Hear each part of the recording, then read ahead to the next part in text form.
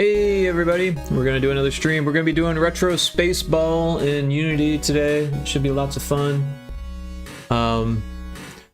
Yeah, just getting started here. And I recorded some new music yesterday. Maybe I'll show you some of that. On my guitar, I have these crazy blisters on my hand now. My fingers. Cause my calluses are weak. They're still kind of there, but not really. I have not played a whole lot of guitar in a while. And every time I play, I get blisters. So,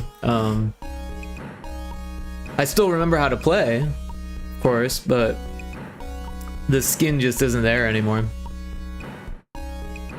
I've been playing more bass than guitar these last few months.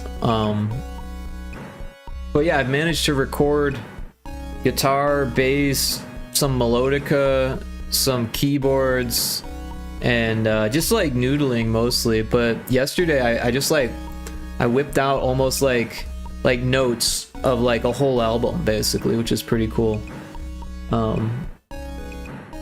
What's going on with the the streaming avatars are floating? Hold on, let me try to fix that.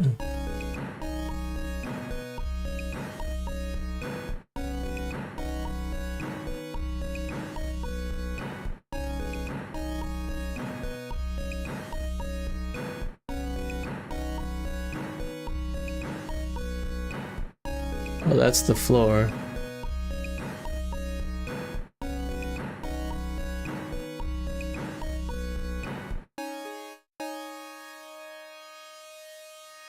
Damn it. This fucking mouse.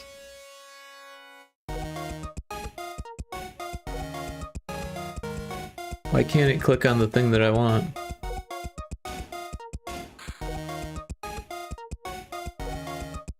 Damn it, it's doing it again. What the fuck?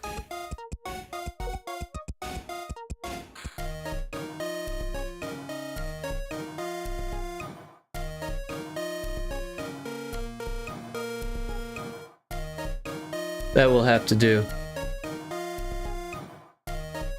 Anyways, the ad is starting in a second. After the ad, we'll get right to work and get back to retro spaceball.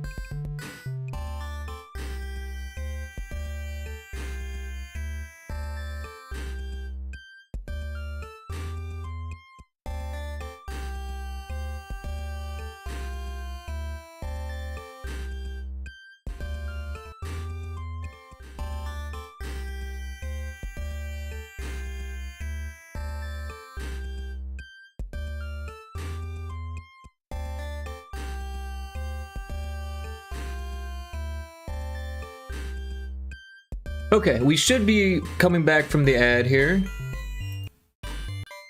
So let's get going here. Yeah, and the way that I'm doing it clicks over with the audio. I can't fix that, but what are you gonna do? Or at least it does on my end. I assume it does on everyone else's end.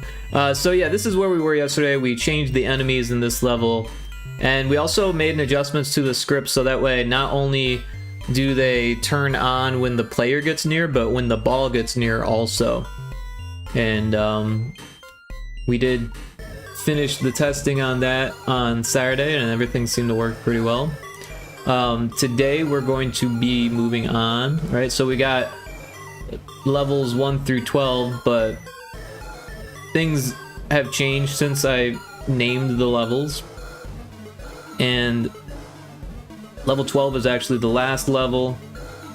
And yeah, there's like all these other levels also. So the game is kind of strange in how it's put together.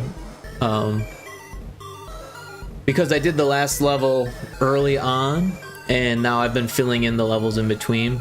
I felt like that was a good way of kind of gauging how difficult I wanted things to get versus like everywhere in between. And yeah, so anyways, let's head over to this green level 1. I don't know why the audio's doing that, but it is. Anyways, so yeah. Wow, that's disappointing. I don't know why it's doing that. Alright, so yeah, this level, it appears doesn't have any enemies. So we don't really have to worry about this level.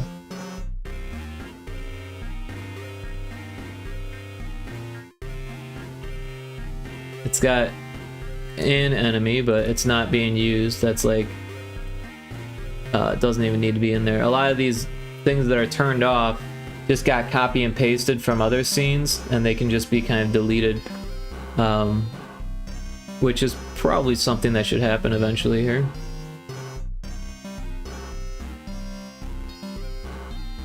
Like, some of this stuff, yeah, it's like, it's just in there. Doesn't need to be. Anyways, let's move on to the next level.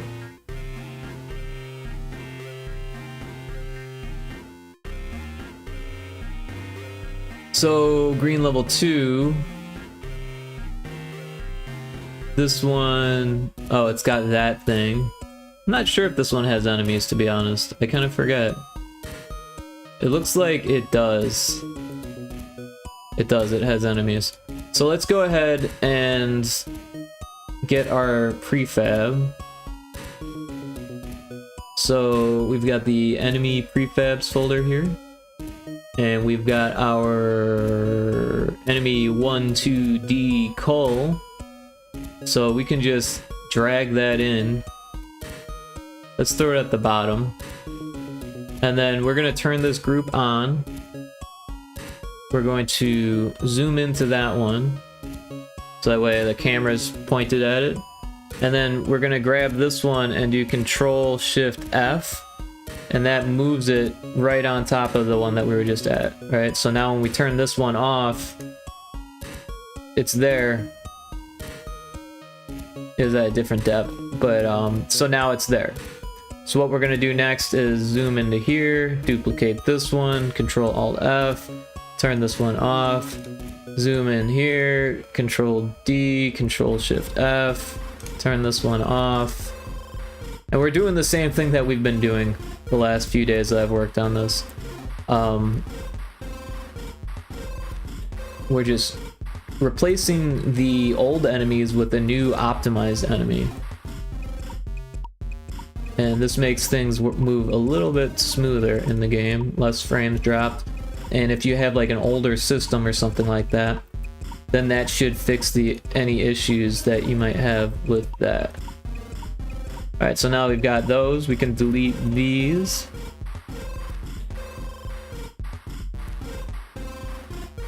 Alright, and we're going to turn this off because that's the way that it's programmed. It turns it on once the start countdown timer thing happens, it turns it on, and then these things can be left on because they have a script that turns themselves off.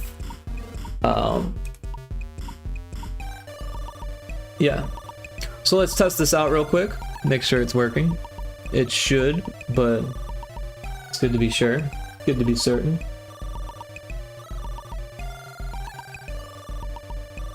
But I hope everyone had a good weekend. It kind of just goes fast these days. Weekends just fly by.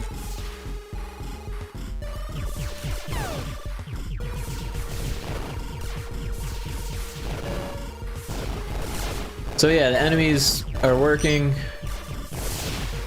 They're the new enemies, so they like turn themselves off if I get too far away, and then turn themselves back on. Hopefully there's no bugs with that. Oh, it did turn off when you die, so that's kind of a bug. That's something that I didn't think about. I'm also wondering what happens with the bullets. They probably stay alive. Yeah, because they like aren't parented. But yeah, the whole turning off when you die is kind of an issue, right? So we don't want the enemies to just disappear like that in front of the camera when you die.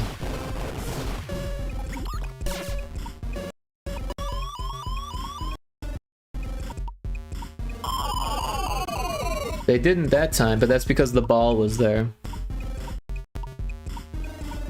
But that's weird that the ball didn't disappear also. I guess that doesn't happen unless the ball dies.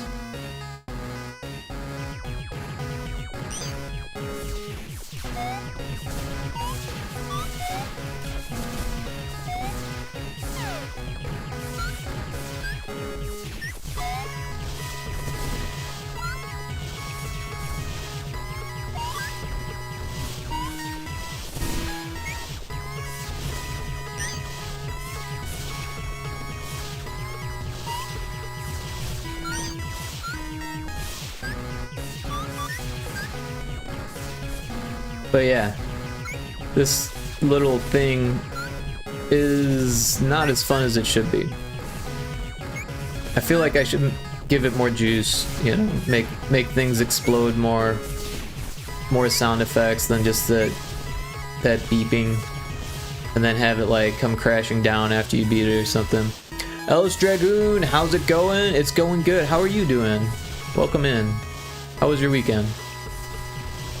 We're just doing some Unity development.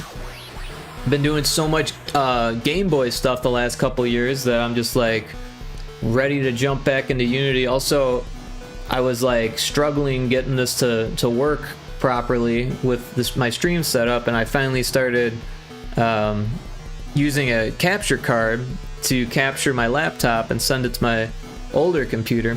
This is looking great. Thank you. I appreciate that.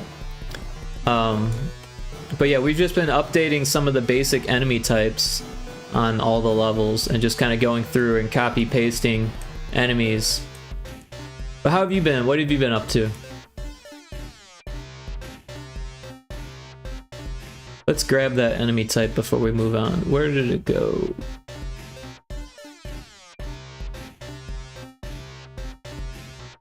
There's so much stuff.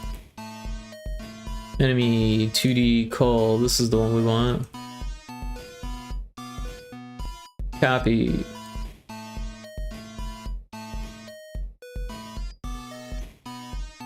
So that was green level 2. We're gonna go to green level 3 and replace any enemies there.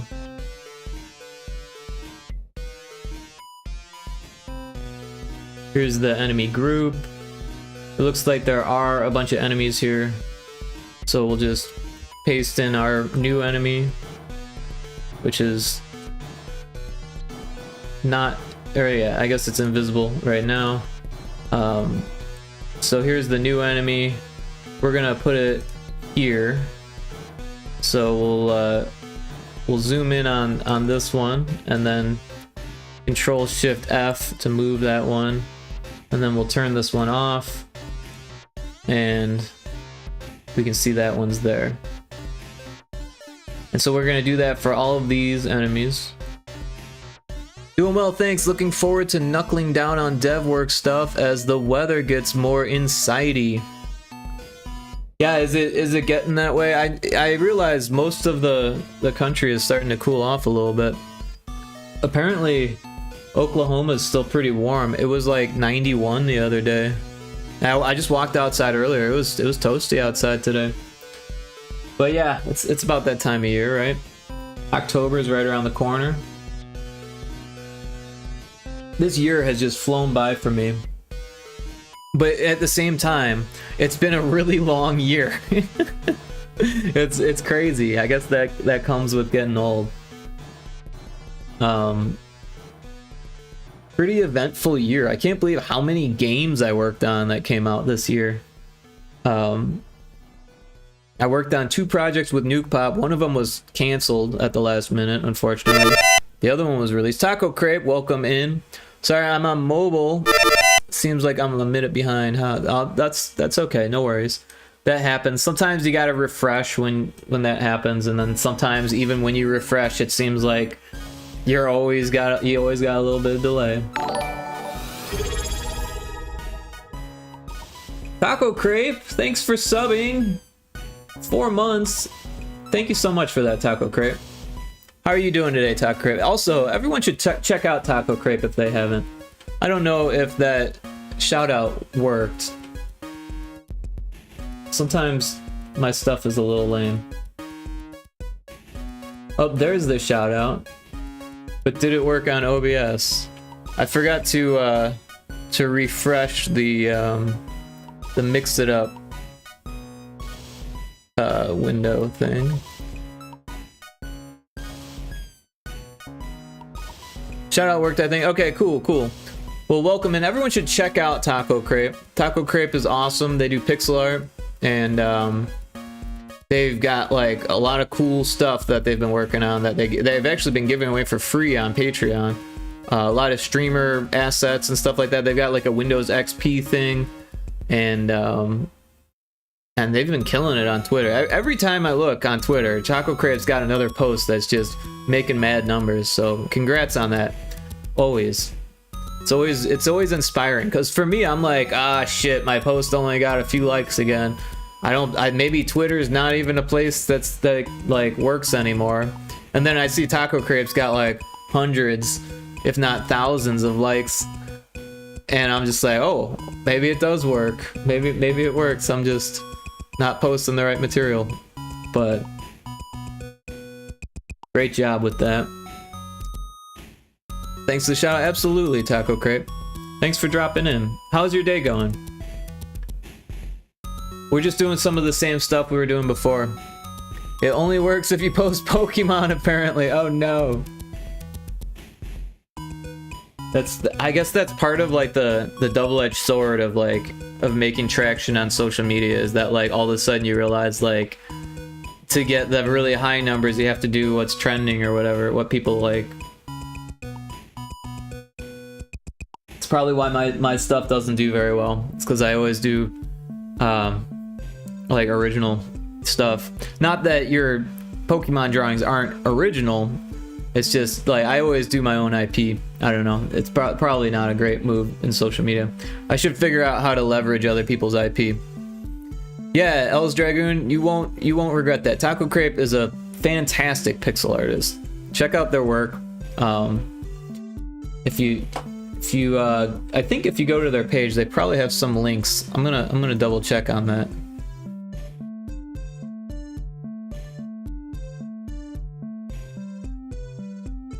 See if I can't give Taco some extra promotion here.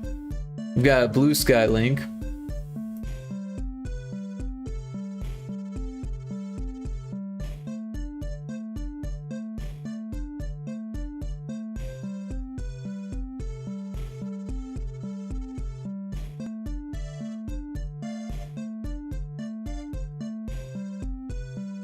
Well, on Blue Sky they've got a card link, so I'll just copy and paste that.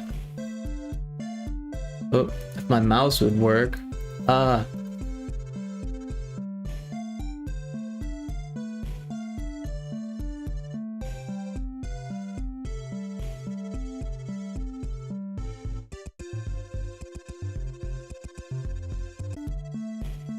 I don't know. Your numbers are probably so high that you don't see it, but I'm always there helping out with the likes and the retweets. Oops, what am I doing? There we go. We got Taco Crepes Blue Sky.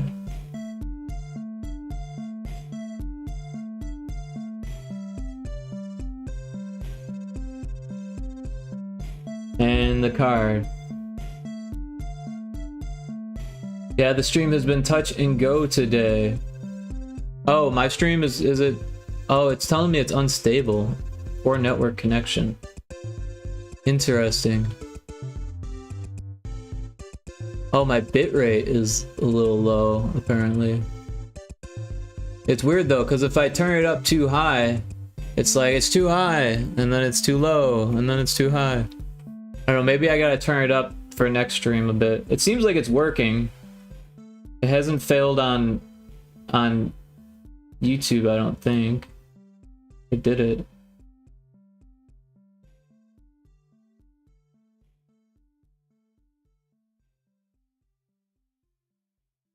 Did it crash the stream?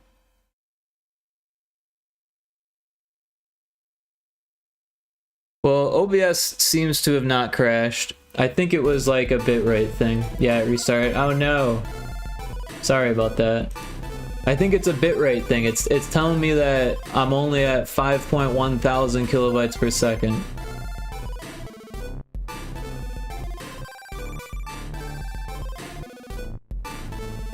I think it's too low. I think I set it to like 5.5. Yeah, it's reading 5.5 on OBS, but in Twitch it's only reading 5.1. So I don't know what's going on with that. Sorry in advance if things need to be refreshed. That sucks. I'm gonna snooze this ad that's coming up.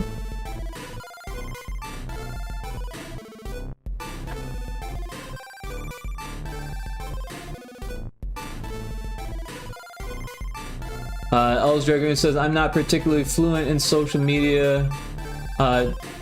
Dude, anyways. Not a particularly fluent social media dude, anyways. Understood. Yeah, it's a fickle beast, right?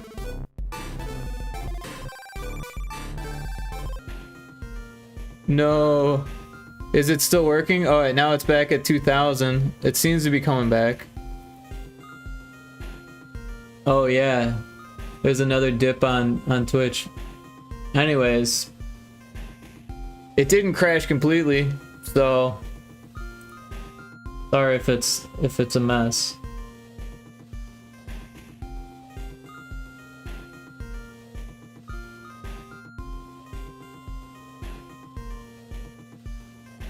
That's unfortunate, but yeah, let me know if it fails or something. I guess I don't know. It's not a whole lot I can do about it. Yeah, it's probably a Twitch thing. Either that or maybe it's my internet thing or something. I don't know.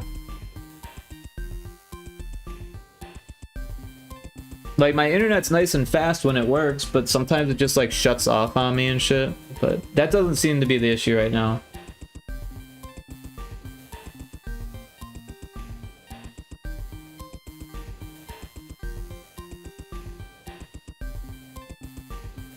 That happens over at SCA servers sometimes. Yeah, I think I'm going through Texas as far as the internet server stuff for Twitch, at least.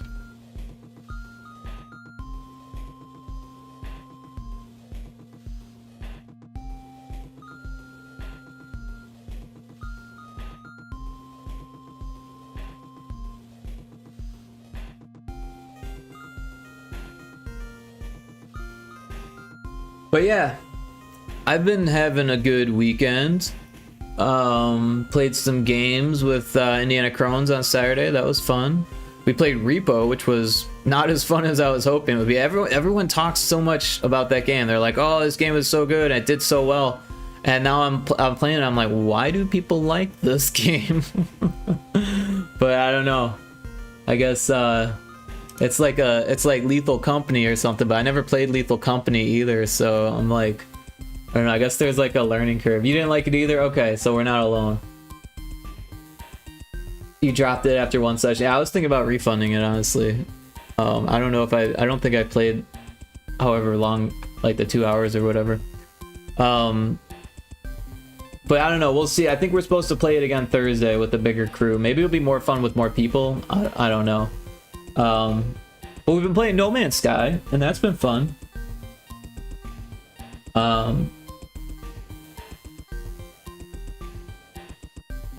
You think people liked it because they were looking for more games that are like Lethal Company? Yeah, I think so. I think that's it.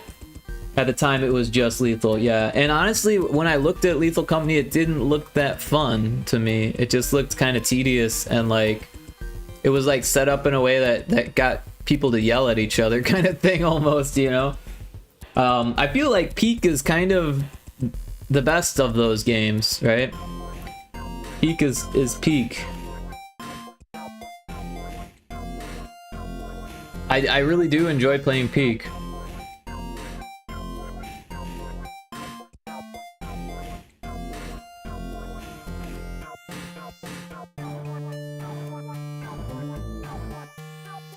I was playing Peak by myself for a bit too. It's not bad as a single player game. I mean, it's definitely better with friends, and it's even better with that mod where you can have like a whole bunch of people. Peak definitely the best of the genre. Yeah, I think so. I think they really fucking knocked that one out of the park. But I enjoy Lethal Company because I can hear my friends scream. Right on. Yeah, I almost felt a little bit bad for Indiana Crones because they're like, oh, I don't play horror games. I don't play horror games. And then we're like getting eaten by like monster ducks and stuff. Yeah, Solo Peak is also fun. Yeah, it is. It's kind of relaxing and chilling. It's chilling. It's not chilling. It's chill. But yeah, it's such a hard game that it's like, ah, shit, you know. But when you got your friends and like you don't do that well and someone else pulls through, it's a better feeling. I feel like, I don't know. But yeah, I made some music over the weekend. I recorded some guitar. I've had a guitar since like, I don't know, 8th grade, right? So I've been playing pretty much my whole life. But after a while, I kind of like started to take these massive breaks, and then I would come back to it, and like, and you know, people always say like, oh, you'll forget how to play if you don't practice, kind of thing. But you like, after you get to a certain point, that doesn't really happen. Like don't get me wrong, you won't be able to be like as quick or whatever, or remember all of the scales or whatever. But like, I never really focused on that stuff anyways. My focus was always on composition and like just making songs on the fly, and I'm still pretty good at that. So yeah, Solo feels like a speedrun attempt, a little bit. Yeah, if you're interested in hearing, I can throw that on. Yeah, I've got it all right here. So these ones, like there's a whole bunch on here. This is all from my phone, but these ones labeled electric guitar are from yesterday. So I'm not sure like how this works. What is this? The date and then the time, I think. So I think this is the first one. And I don't know what the quality is like. I haven't actually looked at the waveforms. It seems like it's low volume. I can turn it up.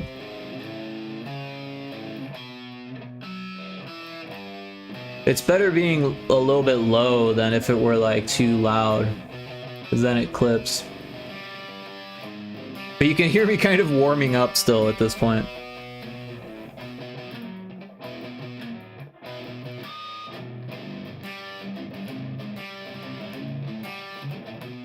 So, just to preface what I'm doing here a little bit, and hopefully it's not too quiet. I know it is a little bit quiet. I can probably turn that up a little bit.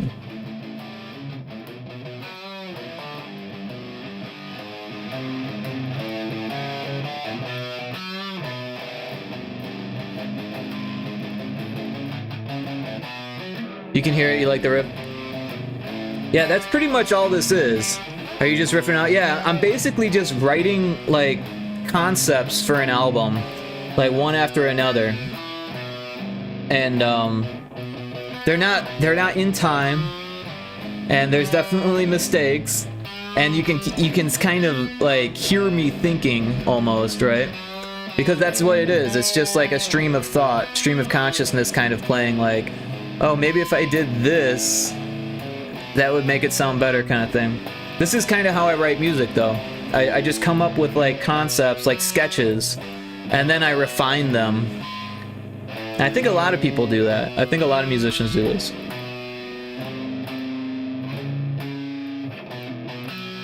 It's very different from how I do it, like, electronically.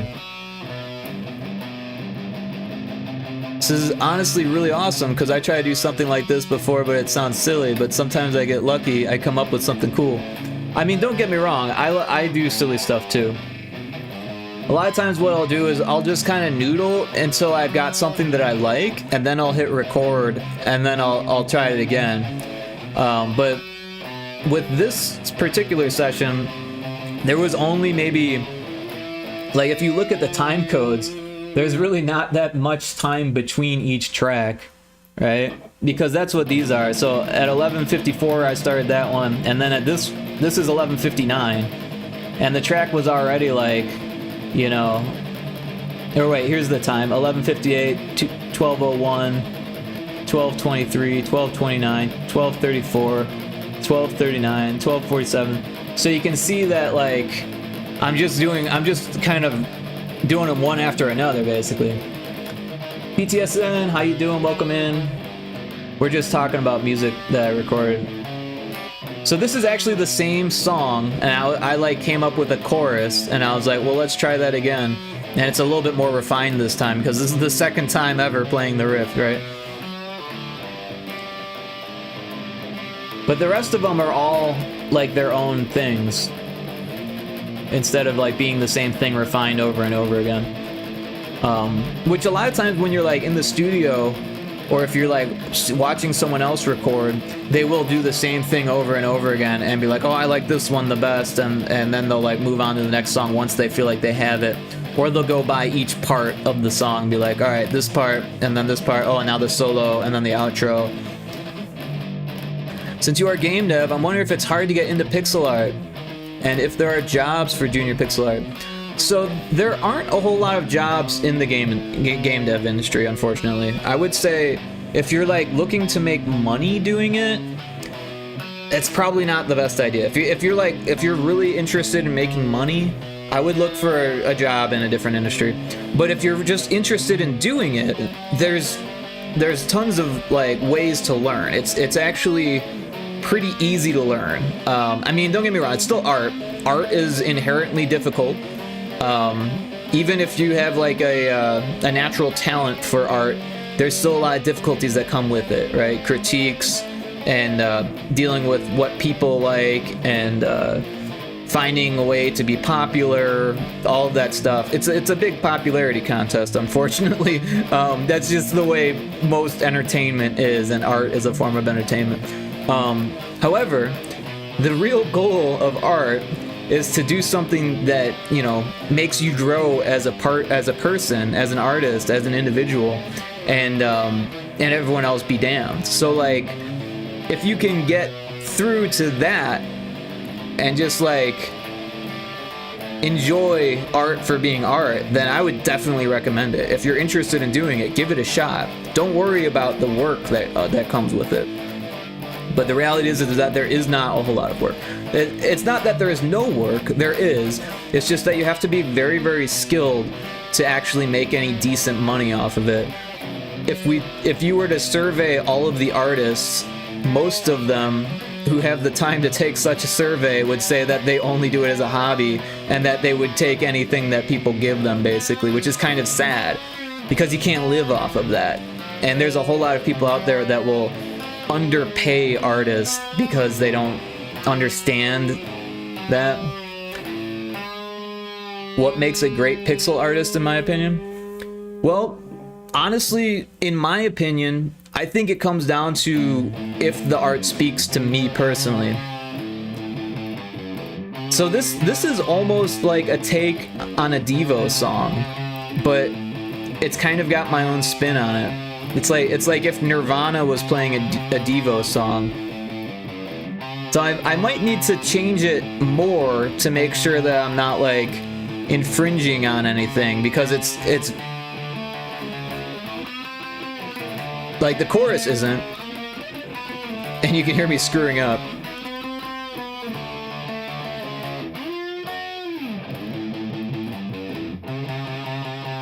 But that whole da-da-da-da-da-da-da, I'm pretty sure that's from Devo.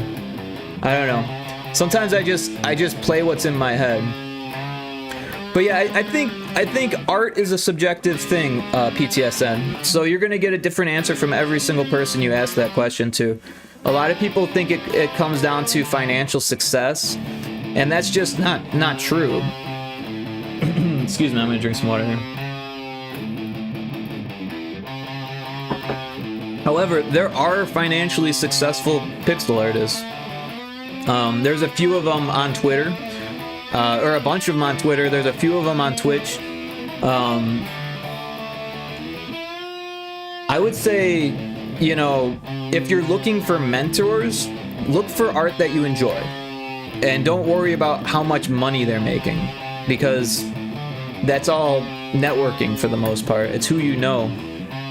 And I don't know, if you're still like, you know, really focused on making money as an artist, which there's nothing wrong with making money as an artist, right?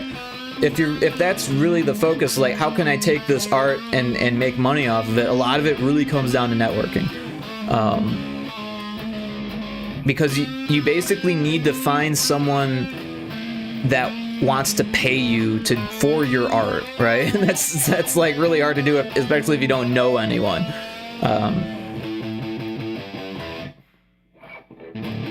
So yeah, I'm glad you like the riff, Taco.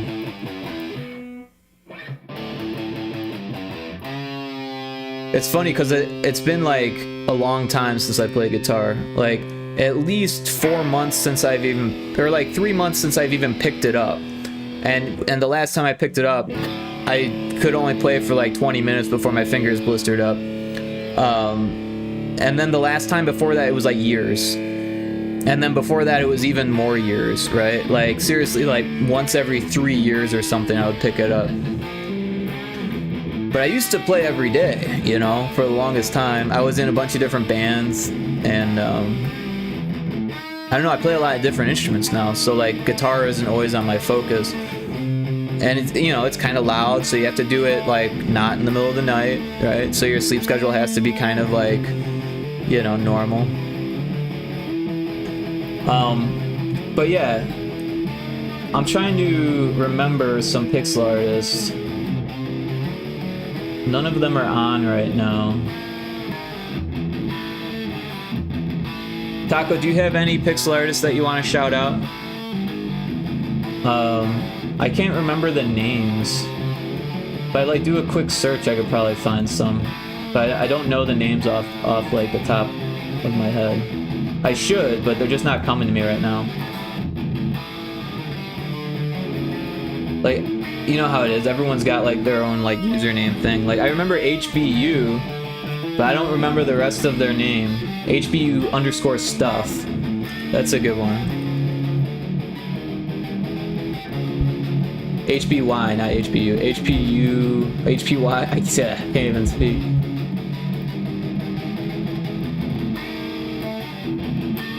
I'm surprised the name isn't popping up on the screen. Oh, there it is. Okay.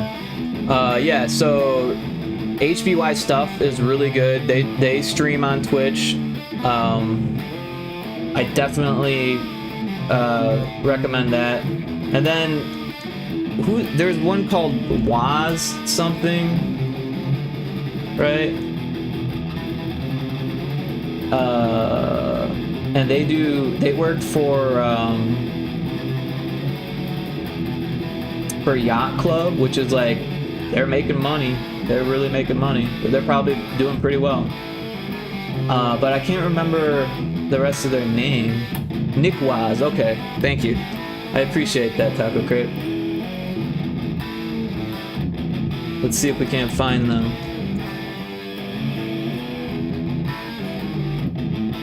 Okay, yeah.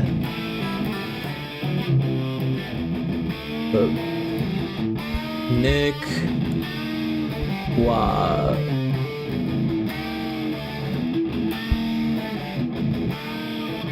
Yeah, Nick Waz is really good. And like I said, they work for Yacht Club Games. They did Shovel Knight. So like, that's like, they're huge basically, right? But they've only got 8,000.4 followers. So that just kind of shows you that like, even if you are a massive success, that doesn't necessarily mean that like, you've got this huge like following. Oh, then here, I like screw up for like a whole minute before I actually get going on this one.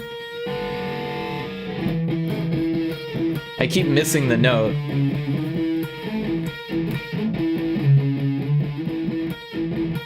But yeah, like I think what I was going for was like a mix between like Devo, in this one a little bit of System of a Down, and then like almost a little bit of Nirvana, and a little bit of like Queens of the Stone Age almost, or like Caius.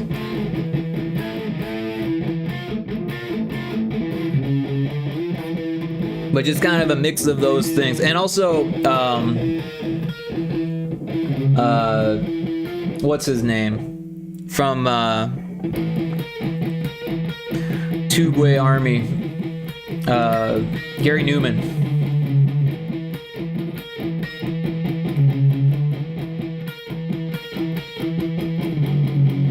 But yeah, as far as like on Twitter, there's like a whole bunch of really good pixel artists. Not only should you follow Taco Crepe, because Taco Crepe's an amazing pixel artist, but there's a few others. I'm not sure how easy that would be for me to find.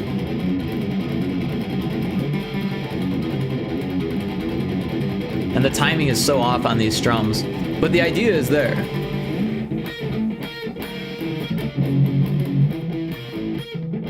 And the transition is just fucked. Like, whoops. Like...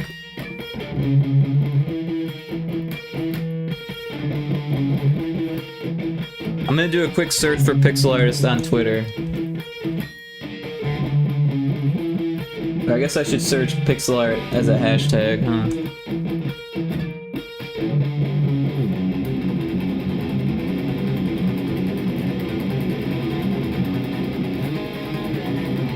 There's like literally so many that it's hard to like just like find them.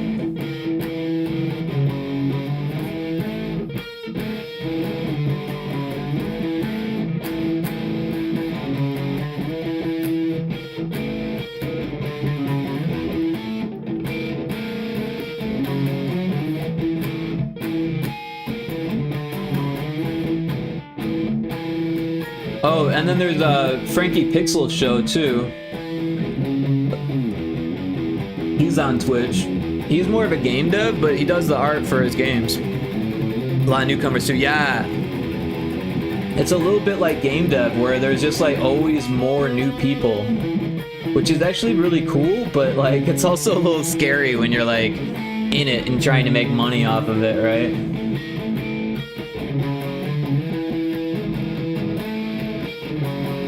Because there's just so many. Yeah, Frankie Pixel Show. I'll give them a shout out here. Shout out Frankie Pixel Show. Now Frankie Pixel Show, I've been following for a long time, and just recently this year, their Twitch has blown up because of a game that they made last year. In this last year for a game jam that they've been updating because it got traction on YouTube. So it's interesting to see someone that was, you know, maybe 10, 15 people tops in their chat for years. And now they've got, as soon as they start, they've got like 40 people and they're waiting for them to start, you know? Yeah, it gets more competitive. Yeah, for sure.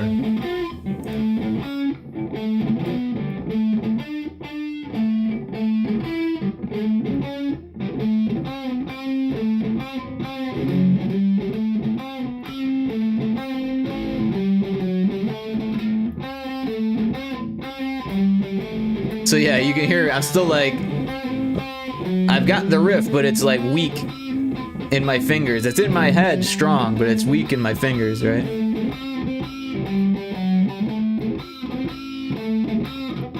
To be honest, a lot of people swear by YouTube and YouTube Shorts. Yeah, like YouTube Shorts is nice because it can get you a lot of viewers and even some subscribers, but it's kind of fickle at the same time. Like, you'll do a post that does really well, and then you'll do another one that does really well, and then you'll do it, you'll be like, okay, I've got this, and then you do a third one, and all of a sudden it gets like 50, and you're like, well, what happened there? Why isn't this one getting thousands? And there's no real answer for you. It just didn't. So like, that's a little bit frustrating for me at least. But yeah, you know what we were talking about with like Pokemon and being popular on Twitter, like the same is true on YouTube. As soon as you find like a niche, people like expect that from you, and then like that's like you kind of end up in like a trap almost, right? Where you can only do what's doing well. I was thinking maybe reposting content is the meta. I'm not sure. I think some people like that, right? I think a lot of it is reposting. You're right. It's, you know, on Twitter I see a lot of pixel artists reposting work from last year, or they'll repost something from years ago that did well years ago. They just repost the stuff, which is something that I don't really do. I did a little bit at the beginning of the year because I was like, I didn't have a lot of time to come up with posts, and I wanted to do more retro Spaceball, like you know, drumming up like engagement for retro Spaceball, but I didn't have any new content for retro Spaceball. So I was like, hey, this is what I was doing like 2 years ago on retro Spaceball. I called it retro Spaceball recap. But yeah, and I kind of did that on my shorts as well, where basically what I did was I had been asked to do an interview by this blogger, blog2geeks.com, I think, and so I did like a video interview for them, and I decided like, hey, I spent all this time, oh, there's a Pokemon chat. I spent all this time doing an interview video for this person, might as well take that and chop it up and put them as shorts. And so that's what I did. As I went over each game, I just took that snippet and put them on YouTube, and those actually did pretty well. So I mean, yeah, there is something to be said about like repurposing your own content in a way that like works on multiple platforms, or like because I've been kind of like drifting into Facebook Reels lately, which is kind of weird because I hardly ever post on Facebook, and it's like instinctual for me to just like look at it and close it. But recently I've been looking at it, getting caught up in the Reels and being like, oh, this is cool, and then I find myself looking for those same Reels on YouTube. And then I realized that a lot of times there is the exact same reel on YouTube, and it's probably on TikTok as well.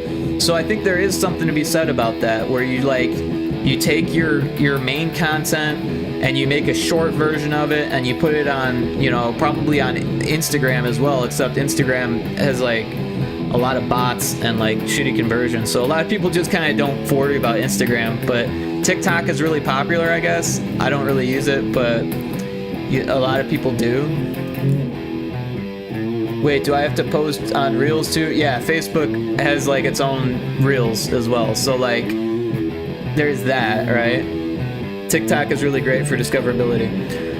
I've had not great results with TikTok, but I feel like you need to spend more time on it than I'd have, and also that like the shorter the reel, the better on TikTok. Where on YouTube, it's kind of the same, but not really, because it can be a little bit longer. On TikTok, it seems like they want it to be like 30 seconds or less, and like the more that they replay it, the better. So if it's something that's like really fast, like, oh, I gotta see that again, really fast, I gotta see that again, like that's good for TikTok. and probably good for all of them. But what I'm seeing on Facebook is that there will be 17-minute long videos, 20-minute long videos in vertical format, and it's kind of strange to me because I'm used to like horizontal format, but everything's been moving vertically these days. I don't know. But if you blow up in YouTube Shorts, you blow up massively. It can be that way, yeah. It seems like, honestly, like it's one of the only ways to get subscribers, like, and it's sad because like if you're trying to monetize on YouTube, that's like not really a viable way to monetize because you need like a crazy amount of viewership on shorts to get your monetization that way.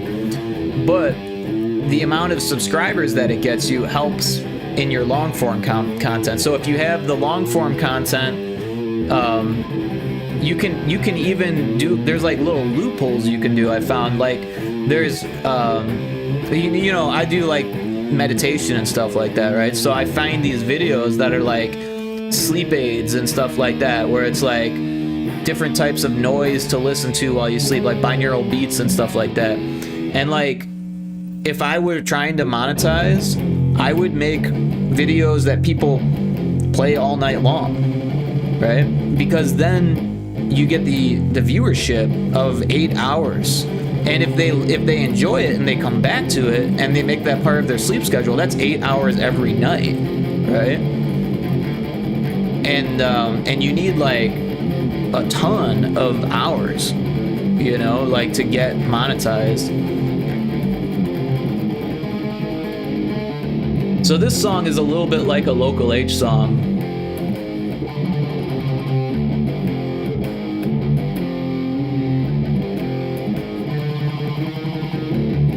Except this isn't drop D. I'm not sure if Local H is in drop D or not, to be honest. And also I'm doing things differently, but I'm using some of the same notes and some of the same rhythm.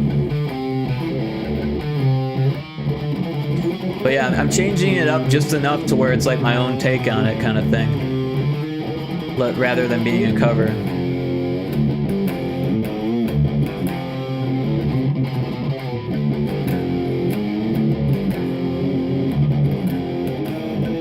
Which, like, when you say it like that, it doesn't sound like a good thing, but when you think about it, most music is like a regurgitation of other music. And it was really hard for me to think about it that way at first.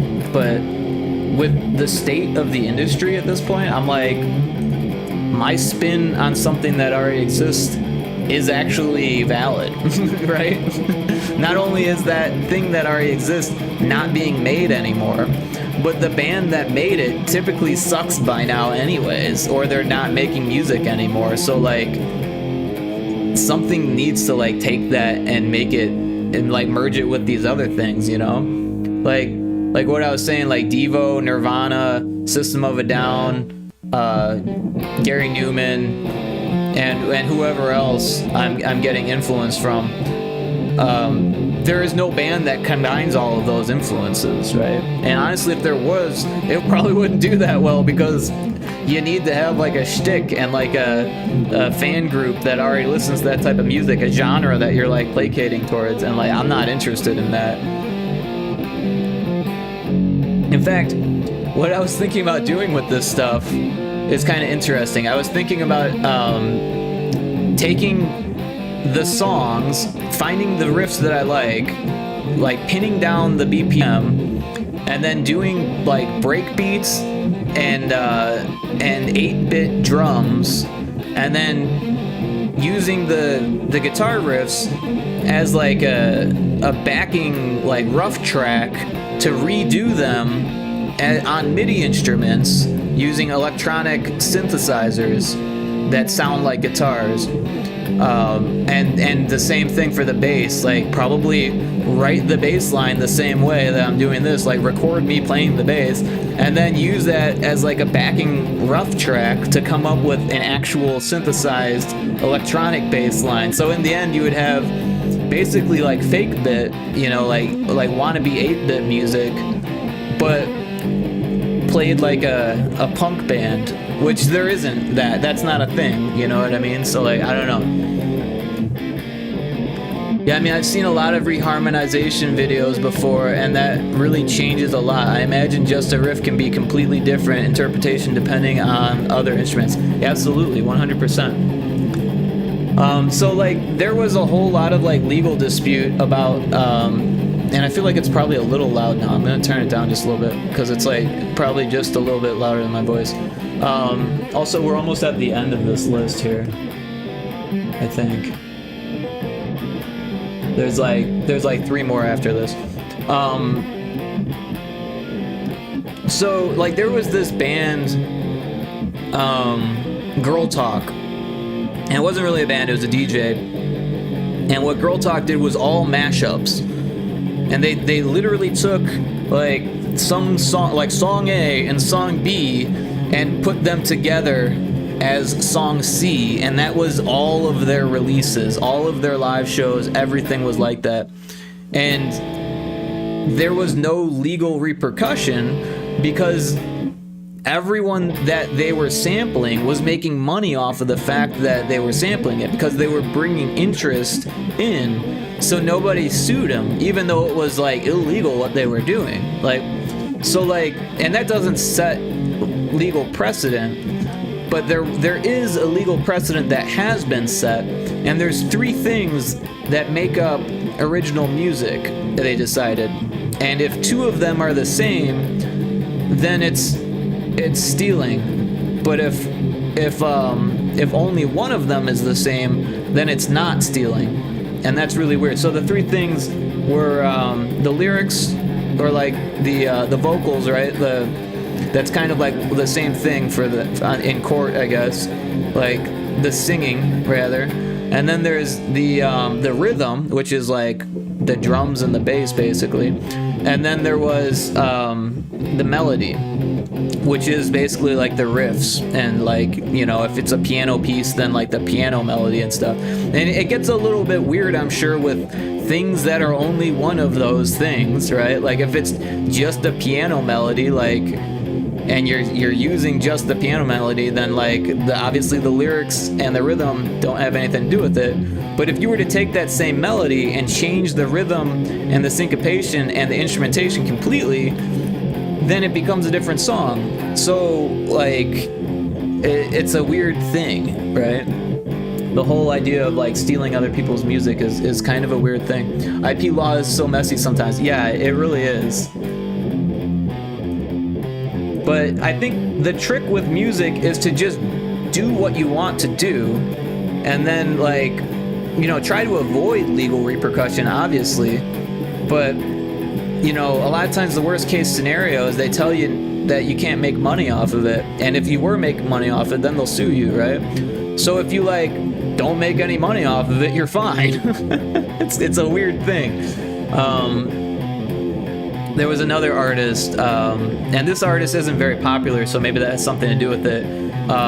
Trevor something, I think was their name, like literally Trevor something. And I'm pretty sure that's what it was. And they had this EP.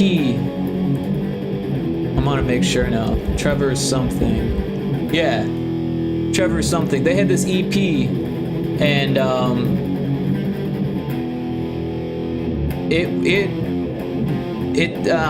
what am I trying to say? It covered a whole bunch of songs, but it like added lyrics to it and like changed the melodies and like did things to it, mostly changed the words, and they didn't monetize on it. You could still get the album on Bandcamp for free, but it had like what did it have?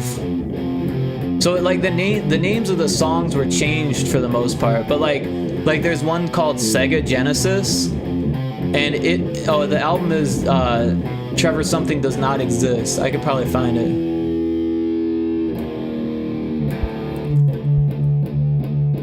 And it is I think it's on Bandcamp. Yeah. Let me pull this up here. So Trevor Something Does Not Exist is a really great album, by the way. And if you like synthwave, I definitely recommend it. It's a really interesting takes on a bunch of songs, and they don't really credit. Oh no, they do credit the stuff here. So here, track 3 contains a sample and interpolation of Blue Monday by New Order. Also contains samples of Don't You Want Me by Human League. So you guys probably know that one. Cars by Gary Newman. Probably know that one, right? Tainted Love by Soft Cell. I don't know Soft Cell, but I know Tainted Love. Da Da Da by Trio, which is a fantastic song as well. And Close to the Edit by Art of Noise. So I don't really know this track, to be honest, but I've probably heard it before. Track 6 is a remix of The Inner Voice by DJ 10. Track 8 is a remix of So Far Away by Laserhawk, which Laserhawk is pretty prominent in the synthwave scene. Track 9 is a remix of Hyperlips by Com Truce. Com Truce, again, very popular in the synthwave and vaporwave-esque music. Track 10 is a remix of Genesis by Grimes, which that's why it's called Sega Genesis, right? Track 12 is a remix of Miami by Jasper Byrne. I don't know that, but I know the Miami song is Miami Vice, so I imagine. Oh, and this is another song that sounds like Tubeway Army, which is Gary Newman's early stuff. Track 15 contains a sample from What I Like About You by The Romantics. Track 16 is a cover of Enjoy the Silence by Depeche Mode. So it's like, this one's a straight up cover, where it's like, didn't change anything. But the rest of it, everything is like a remix or a rendition, or it's samples, and it's awesome. It's really great, but it's still online. It's a free download. But if you were to ask money for it, you'd probably get some legal hot water. So that's why it's free. But it's fantastic if you like synthwave. Anyways, we're enough of that tangent.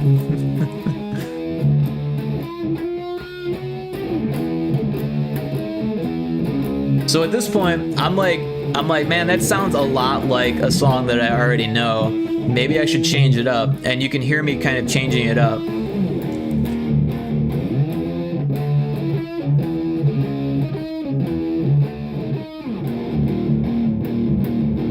I wonder if you can donate money to them. Would that be a legal thing? I'm sure you can figure out a way to donate money. That's usually like a loophole, right? Is if you're getting a donation, then you're not actually getting paid for what you do. But if you hold what you do behind a donation paywall, that's where things probably get a little bit fishy, right? I'm sure there's legal loopholes for that, like with Patreon and stuff like that. But like, generally speaking, if you're making money off of a product that is stealing IP, then like that's bad news, right? You don't really want to do that. However, legally using someone else's IP has become a very popular way of gaining traction in social media. I was talking about Queens of the Stone Age. I found this artist that does, what if this song was written by Queens of the Stone Age? Like, what if the Foo Fighters' Everlong was written by Queens of the Stone Age, like, is one of his videos, and it's literally a cover of of Everlong, but it's covered in the styling of Queens of the Stone Age, and they're actually pretty entertaining.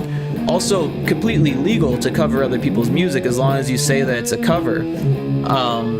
You cannot sell that, though, is the thing. You're allowed to cover it, but so you can give it away on the internet and put it on YouTube, but you cannot sell that unless you have the license to. And again, I'm not a lawyer, so you know, if you're really interested in learning the legalities of it, talk to a music lawyer. But I have seen other music lawyers on YouTube talking about this, and that's what they said. So clearly, depending on your country, your mileage would vary because that was all U.S. law. So I have no idea what it's like in the Philippines, Taco.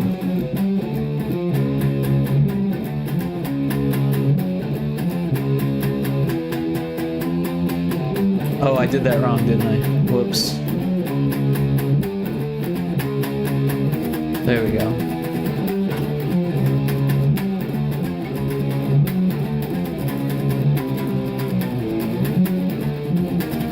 I think at this point my amp started to do something funny.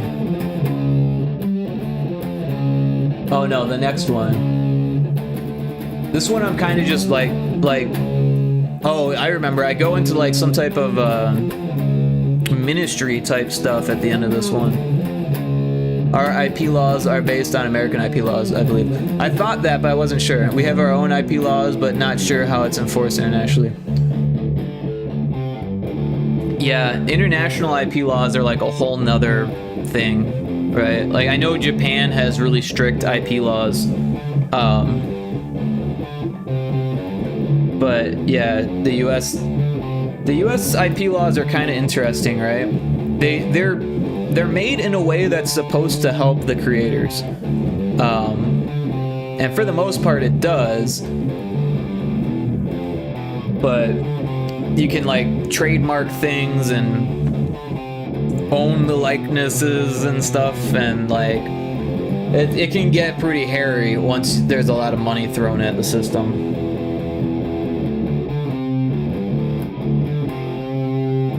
A lot of people, musicians and stuff, they end up signing some bad deals for, you know, publishers and stuff that are like not out for their interests, right? They're not, yeah, you know what I'm trying to say. Not in their best interest to sign kind of stuff. Like in the US back in the 70s and the 80s and even the 90s, there was this like the seven record deal, right? Where it's be like, oh, we're gonna sign you for 7 records, isn't that great? And it would be like a bad deal, but because it was your first record, it seemed like a great deal. You're like, oh my god, we just put out this demo and now we've got like, you know, this really big label coming after us, like MCA or something like that, to try to get us for 7 records. Like, oh, who wouldn't take that? But then you look at the actual like stuff and it's a bad deal. It seems like a good deal until you realize how much goes into it, and that it's like all like front loaded, and the fact that you could do better self-publishing after 3 albums. But they don't want 3 albums, they want 7 albums, you know? It's evil.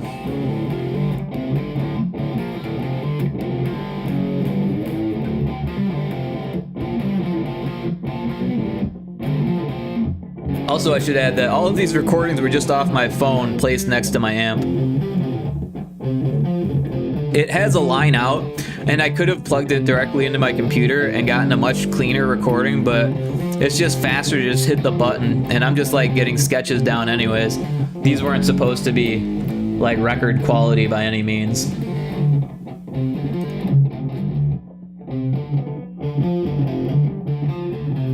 Hence all the mistakes in restarting.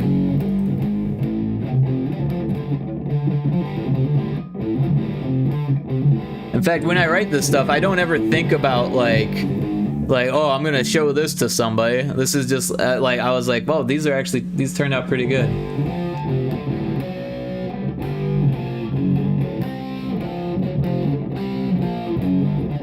Oh yeah, I've heard about the 7 record deals. Sometimes it's just better to start jamming because sometimes you just lose motivation setting up so much things. Yeah, and it puts extra stress on it, and you're like, oh, I hope this is good because I've got this pristine quality, and like I'm putting it on my computer, and I've got this cable going across the room, and I've got to like run over there and hit the button and then come back. All of a sudden, you're like, there's this thing that like clicks on in you, and it's like, don't fuck up, and you're like, oh shit, I better not fuck up, and the first thing you do is fuck up because all of a sudden it's at the front of your head, like thinking about fucking up. But if you can just like already be jamming, reach over and just hit one button and then keep jamming and forget that you even hit the button, that's usually the best. All right, so that's the beginning of it. But there was all these other ones too. These ones are probably not as good. But it might be interesting to hear some of this stuff. Some of these are kind of old. Look at this. This one's from wait, all of these are from 2025, so never mind. They're not all. Oh wait, no, these are from 2024. Or no, that's just one. Also, it's the ones that are like piano or Yamaha, like those ones don't sound good. I'll play them though. This one's from February 9th, 2025. And the audio quality is bad. Like too quiet to even hear on the stream. Also, you hear my fingers like tapping.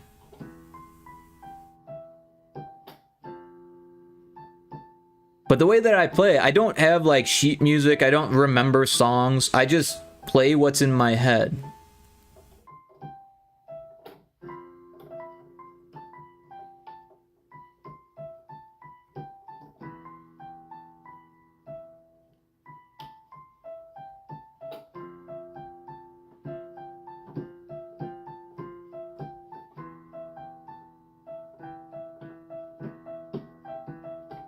Probably can't even really hear it.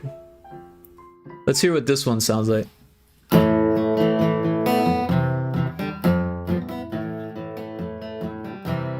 I do the same thing. I can't read sheet music. You know, I never really learned how to sight read. I can read it like note and then play and then note and then play and then remember how it's supposed to go and kind of memorize it. And I can read tablature, you know. I can read chords, right? Sometimes like they'll have like the lyrics and the chords over it. Like I can do that. This is how I do my vocals. I just sing gibberish.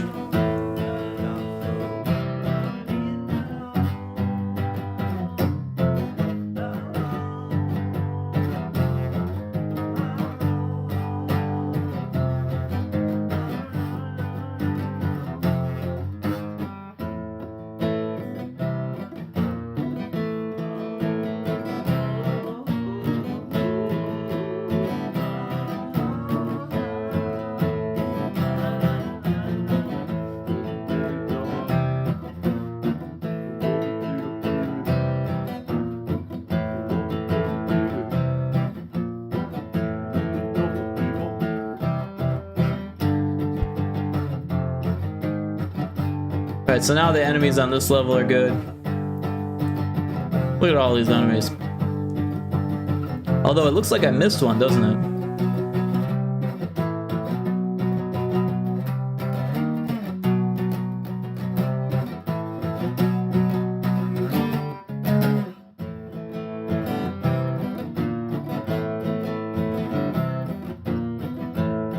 Why does this one have a square there? And this one doesn't. Is there some type of mistake that I've made here? Oh, it has it. It's just not visible for some reason. Anyways, let's duplicate this one. Or no, this one. Because clearly there's supposed to be another one there.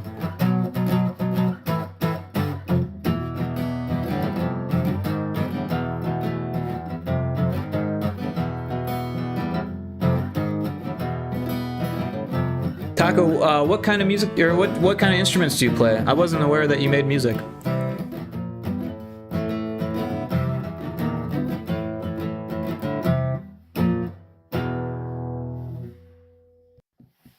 So there's that.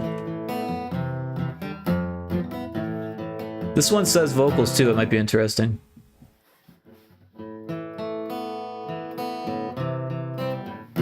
Oh, it's the same song.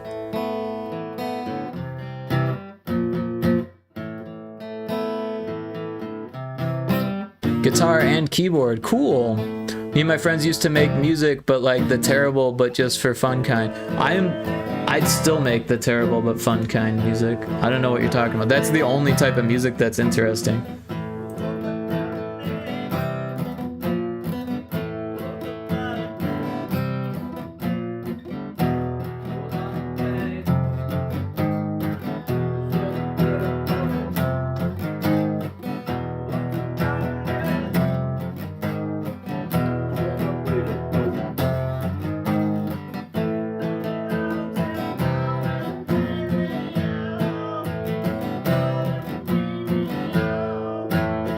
And I don't take singing seriously either.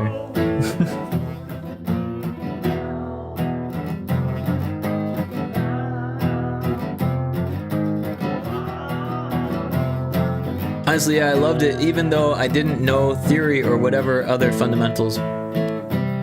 Like, I've picked up quite a bit of theory and fundamentals over the years, but it's more about what things sound like and what it feels like. The feeling is really what you're going after, right? So like all of the other stuff is useful, but when you're like dealing with feeling, like, you can just easily throw it out the window. I mean, some of it gets ingrained, right? You know these notes work together, and you know not to play these notes. Or on guitar, if you accidentally play the wrong note, you bend it because it doesn't sound right, and so you bend it and it sounds good.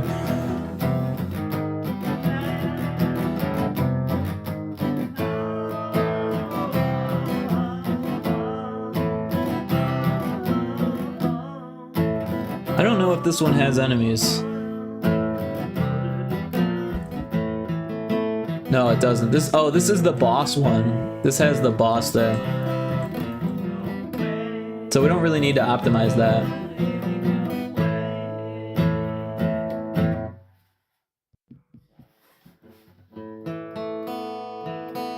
Let's see what else is on here. We got some bass. And this is like just playing without an amp.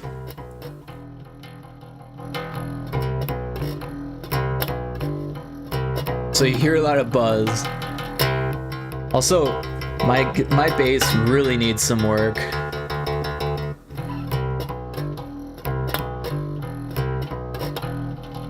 But I started playing bass when I was really young. I was like 4th grade when I started playing bass.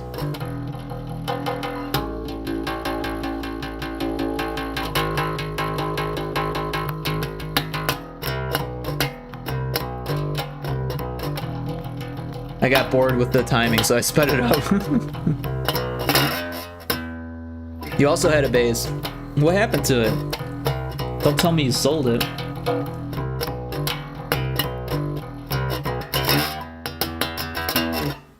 I remember it hurting the bones of my fingers. Yeah, that'll happen. You gotta form those calluses, or in my case, blisters. Oh, it's still here. You just never use it. Well, I'm glad you didn't sell it. It's a little loud, isn't it? Let me try to fix that.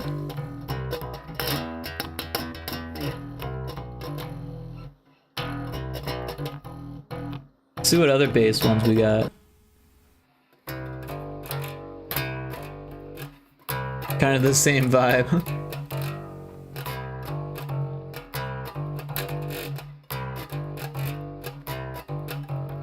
But I love using it, especially with the right filters.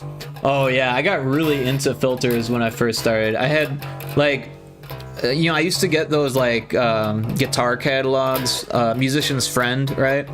Back when like catalogs were a thing. Actually, I'm sure Musician's Friend is still a thing. I think, anyways. I convinced my dad to get me for my birthday this preamp processor. I don't think I could find it because I don't remember what it was called. I want to say it was a Boss.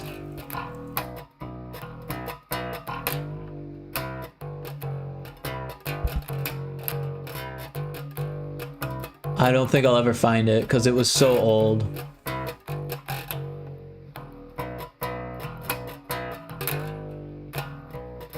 I kind of want to find it. I ended up breaking it basically. So much beer got spilled on it over the years that like the buttons stopped working, and they were kind of shitty buttons to begin with. So eventually I think I threw it away, or left it behind and it got thrown away.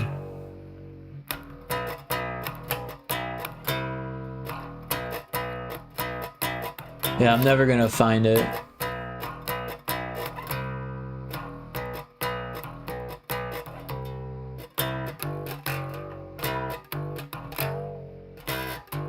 But like something like this is like a newer version of what I had.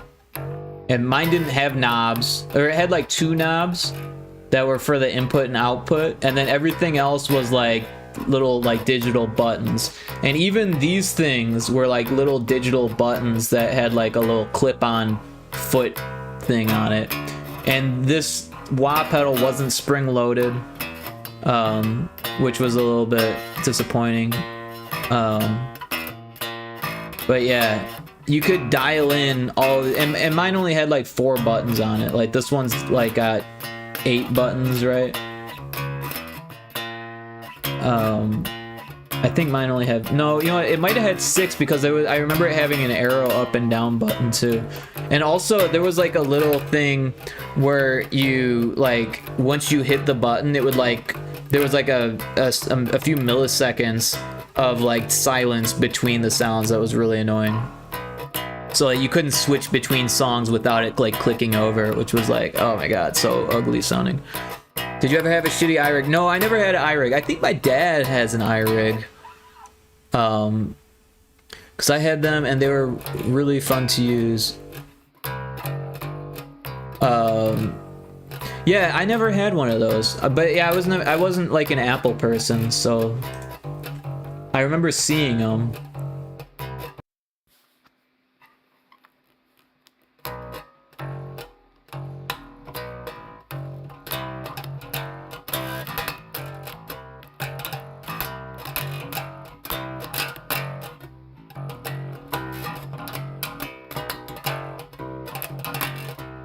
But yeah, when I write bass, it's always like really simple stuff. I never try to like do this like Victor Wooten shit or anything like that, or like Primus or anything. I love listening to that stuff, like funk and Primus and shit. But like when it comes to like me playing it, I always try to like think, what are the vocals doing? What is the guitar doing? What's the drums doing? And like kind of playing the whole track in my head. And the bass is just, you know, the backing of it, right? I try to leave room for all the other instruments when I play. And then some melodica in here. I'm not terribly great.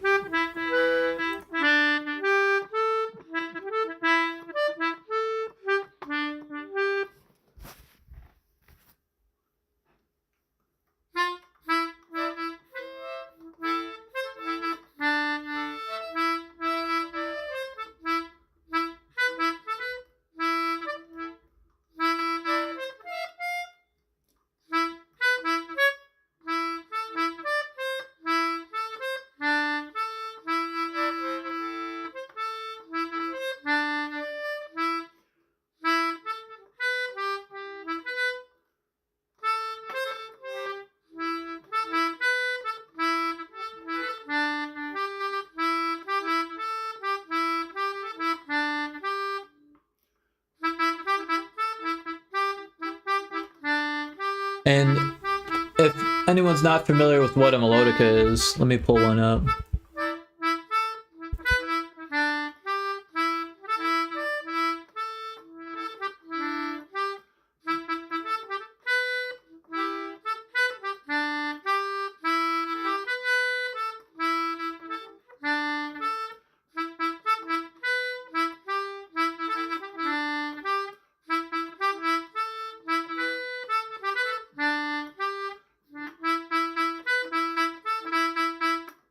So yeah, this is the one that I've got, I think. It's a Hohner, at least. Yeah, no, this is the one I've got. So yeah, you can attach the tube, or there's like a little mouthpiece, right? And I usually use the tube because then I can see what I'm doing a little bit better. And I also wrote the notes on the keys on this face of the keys. So if I need to, I can look and see what notes are the octaves and stuff. That one's got colors, which is interesting. But it's also, for a kid, it looks like a kid's melodica. I'm just a kid at heart anyways.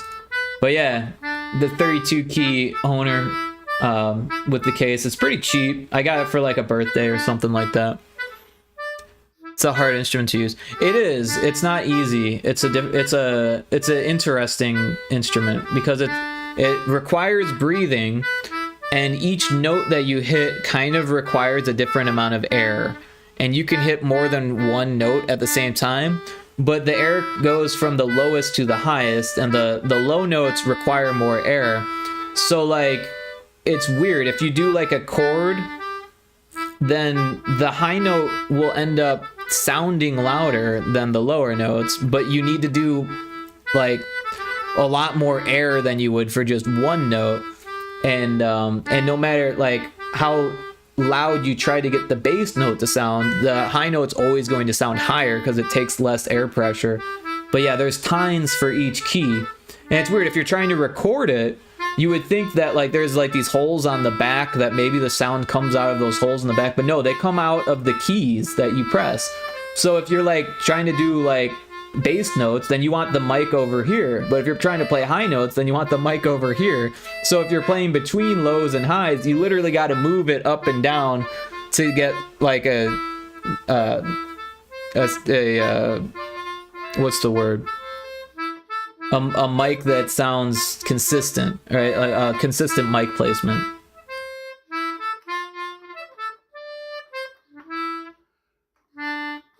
But of course, if you're like doing like what I'm doing, you kind of get the whole room, which can be good or bad. Then there's going to be some inherent reverb that you can't get rid of in post.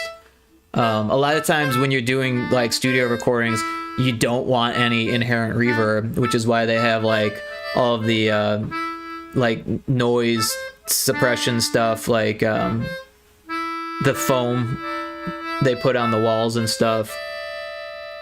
So that way you can add the reverb in post.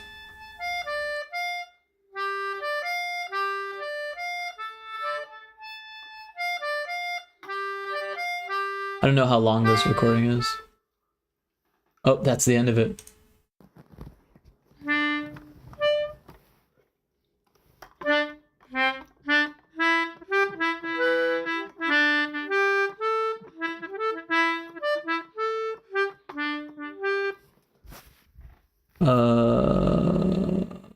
Acoustic riff. This looks like a short one.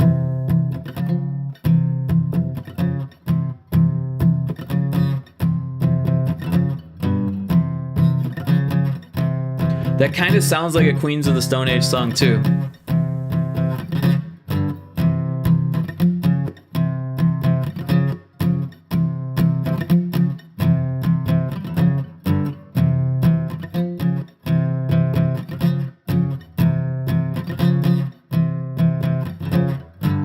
And then sometimes I hum. Boom, boom. Boom, Hardly a hum. More like a bass line. Boom, boom, boom, boom. I'm like off key. Boom, boom, boom, boom, boom, boom, boom, boom. Boom, ba-dum, boom, ba-dum, boom, ba-dum, ba-da-da, boom. Boom, ba-dum. To be honest, that's a good way to conceptualize. Yeah, no, I'm not the only person to do it this way.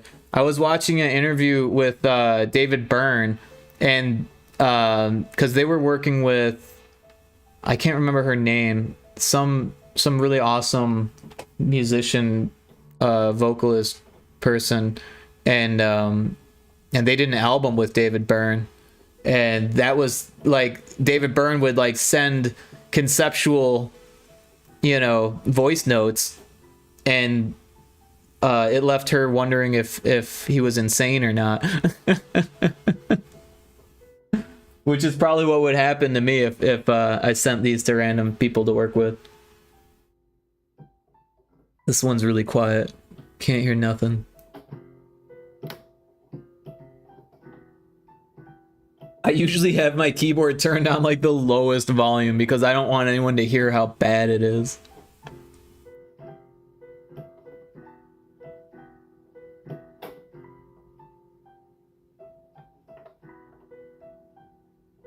See if we can find one that's a little louder.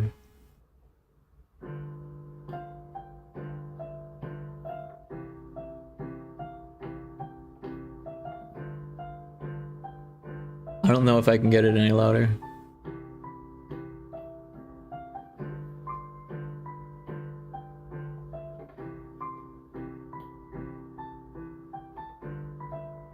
A lot of it is just like 2 notes on the bass also.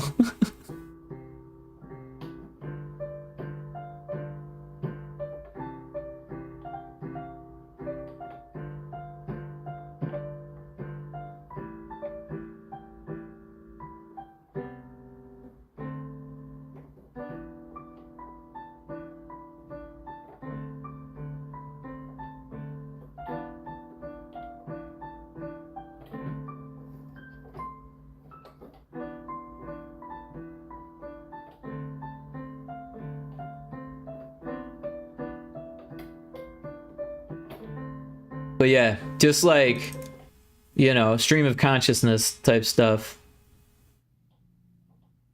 This one's got a click track. Oh, and it's louder. Whoa. That was Fizzy. I recognized Fizzy's voice in the background. Fizzy Sir's voice. I must have had Fizzy's stream on in the background. That's funny. I actually remember recording this now. I was in my mom's basement.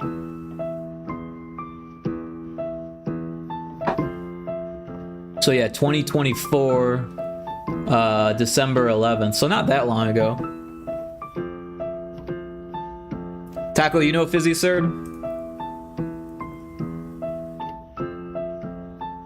You can shout out Fizzy Sir. I think that's right. Yeah.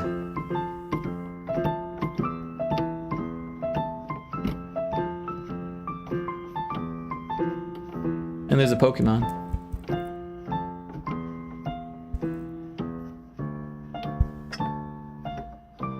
The fuck? I missed a call from a private number. Good thing it didn't ring.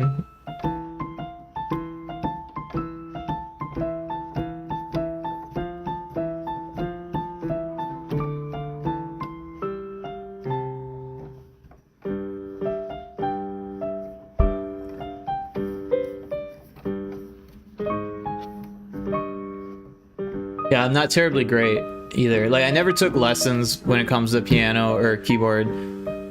And it took me forever to actually practice it all. And I've had keyboards my whole life, which is terrible. Like, around the same time that I started playing bass, my mom got me a keyboard. Is that a voicemail? It is a voicemail. A 20-second voicemail. I'll have to listen to that eventually. Who leaves voicemails these days?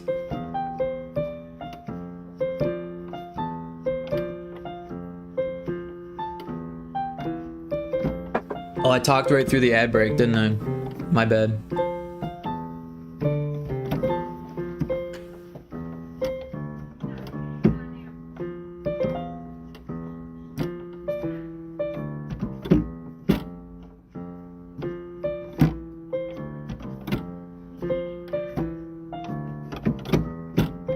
You hear me slamming the keyboard more than you hear the actual notes. Pretty terrible, really.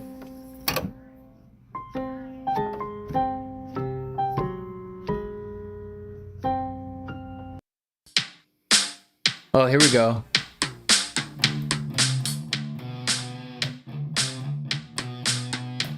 Yeah, I love the voice memo quality, though. It's not bad, right? It's a lot better on this phone than all my other phones. Any other phone I've had.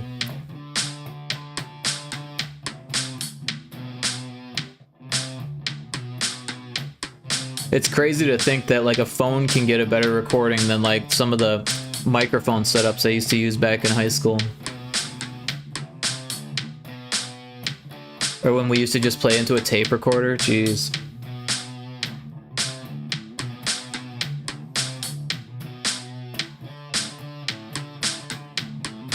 Sometimes I play with a metronome. That's what this is.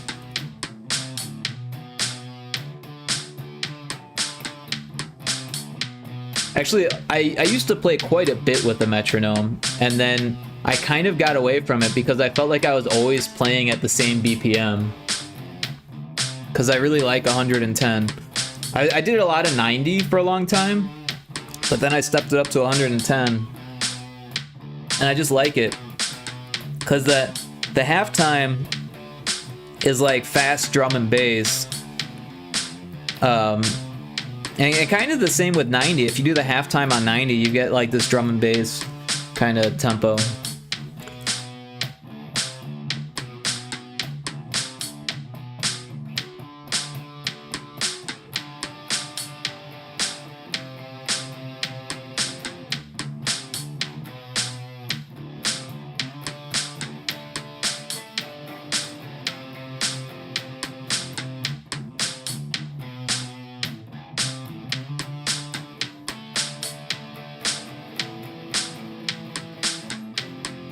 I guess we should do the pinball level also. It might make sense.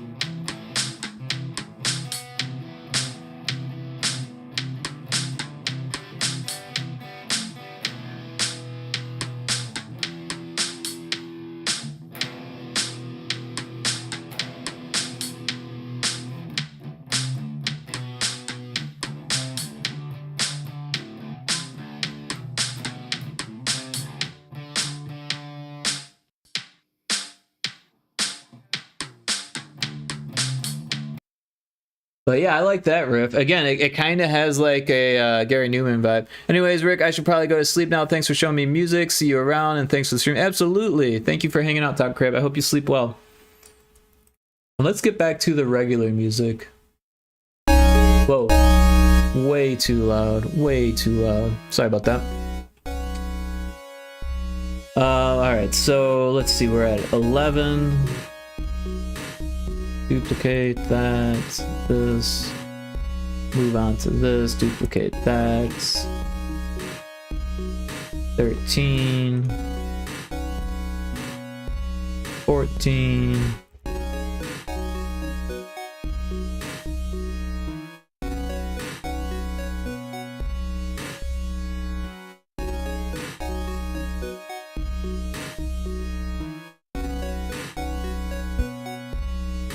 Alright, that does it for the pinball level.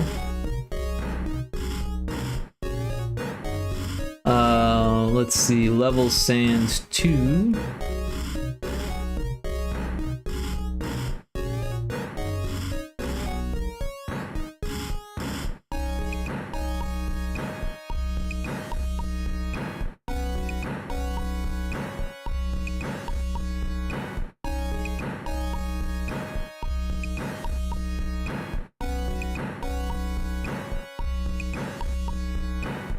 Somewhere in here we got enemies.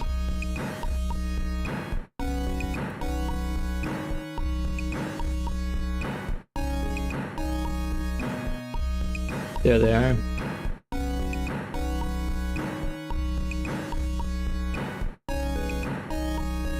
Wait, why is it that? That's not what we want. Hold on, what happened to that last level?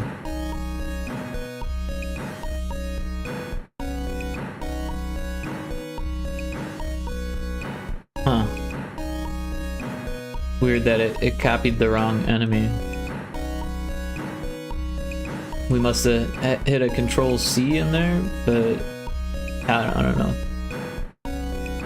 Seems okay now.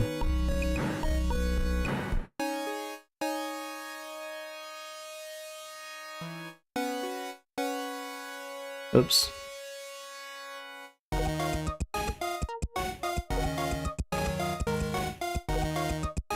Oh, the numbering's off. That's gonna be confusing. Let's fix that.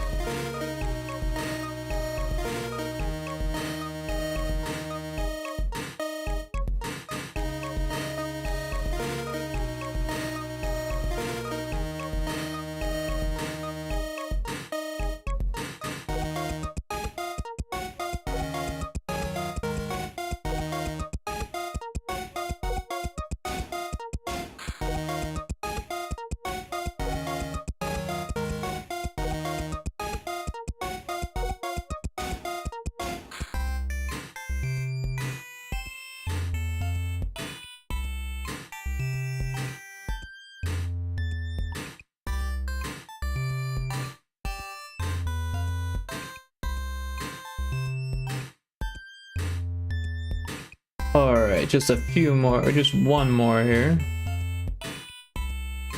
And that's all of these enemies.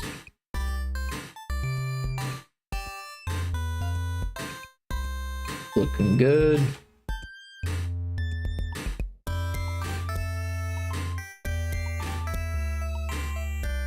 Alright. Got a few more sand levels left. Not all of these have enemies though. At least I know level 5 doesn't. I'm not sure. This one, it appears to. It does. This one looks like it got turned off. Let's just delete that one. I don't want to get confused. And again, it starts at 2, so let's just change this to 2 there, so I don't get confused. Although having 5 deleted will probably be confusing at some point, but we can make the change there as well. Alright, so we got this. We'll move this one over there. Turn this one off. Move the camera. Duplicate. Move. Turn off. Move the camera. Duplicate. Move. Turn off. Duplicate and rename it to 6. And then move. And then turn that one off. 7. 8.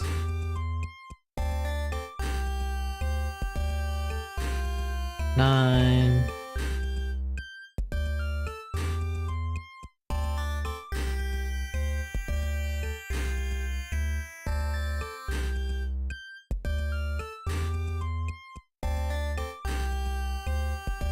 'But yeah, I've been reading this book lately, and I've read it before. It's a book that I really enjoyed back in the day when I first read it. And it's funny because I remember when I was in like 5th grade, this kid had the same book on their desk. And I remember thinking, well, that's like a really thick book for a 5th grader. But the cover stood out to me. So this book is called The Caverns of Socrates. Let me see if I can find the cover.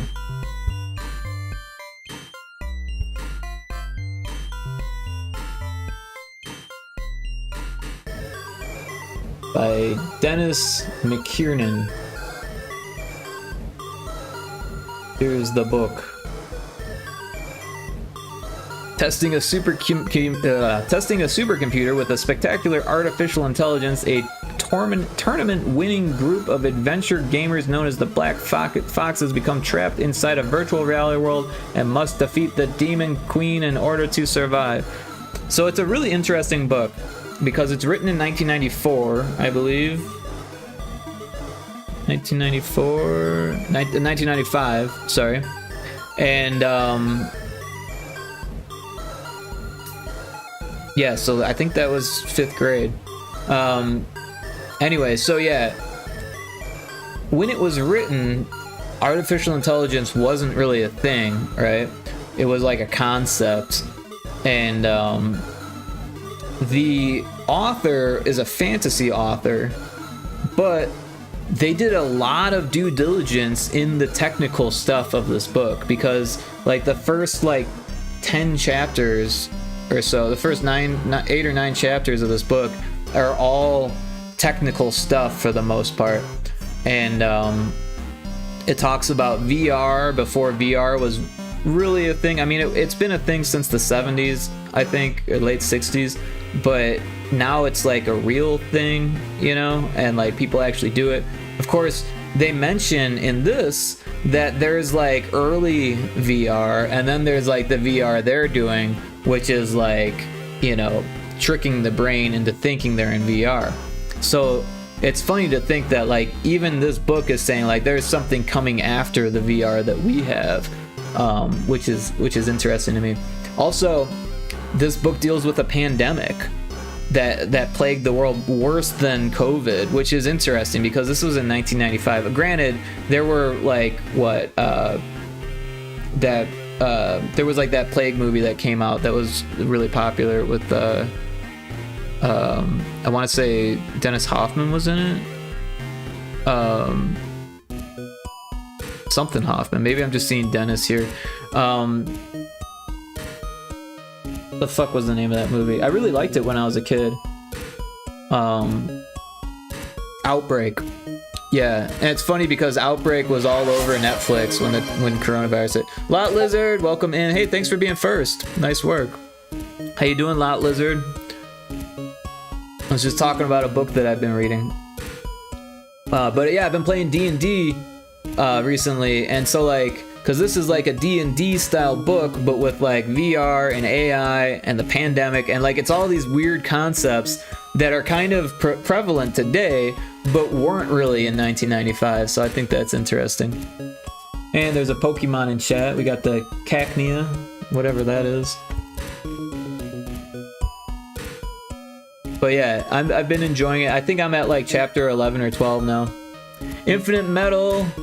Everyone should check out Infinite Metal, by the way. Infinite Metal has a fantastic stream. They do mostly retro games. They also play indie games. They play my games from time to time, which is really cool. They were recently playing 3 of my games in one stream, which was really cool. But yeah, they've got Skelly and Quackers, and they're a pixel tuber. Thanks, Rick. No, thank you for dropping in, Infinite Metal. Good to see you. How have you been? How are you doing? What are you up to? What have you been up to? But yeah, we've been working on Retro Spaceball today. I've been getting off on tangents, but that's pretty normal for me. I like tangents.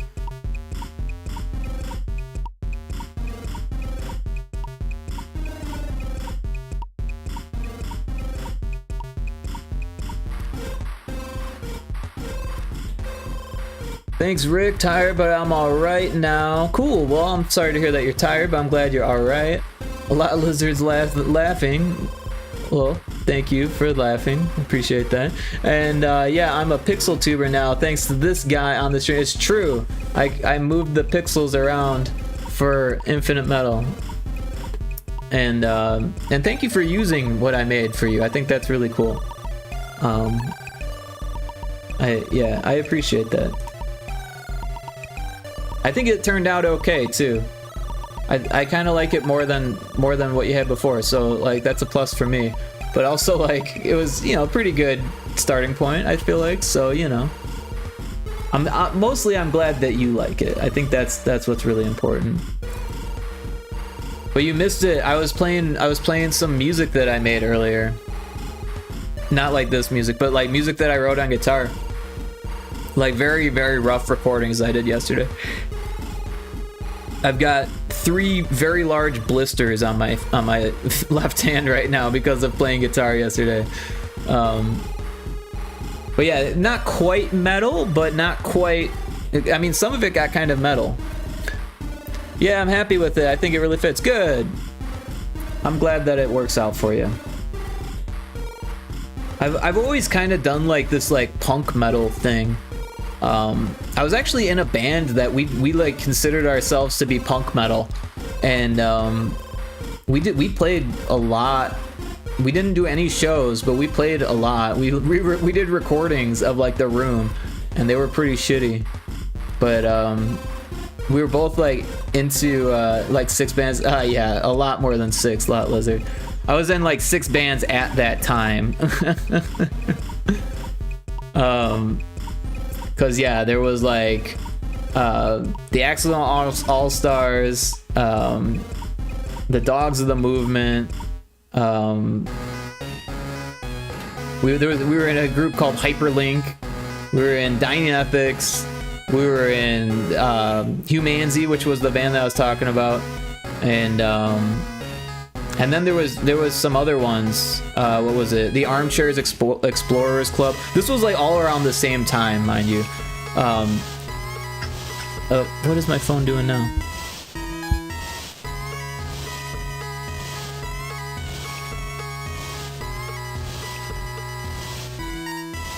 Discord. But yeah, I've always been in a lot of bands.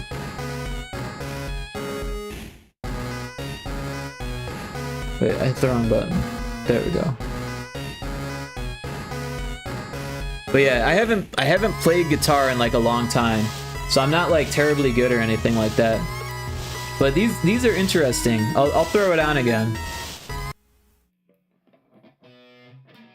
it's probably really quiet, so. And you can hear I'm just like noodling and kind of screwing up.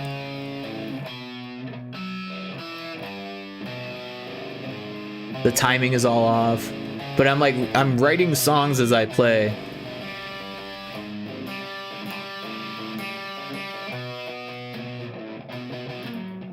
Yeah, punk and metal have long had a lot of crossovers and cross-influence. Some of my favorite bands fall a bit barely on either side of that line. Cool, yeah. That's why I figured you might be interested in this, because I know you're into metal. But yeah. Personally, I always liked punk music, but then like a lot of that like pop punk came out and kind of ruined it for me. Like at first, I'll admit, I enjoyed early Blink-182. And then it kind of got too poppy for me.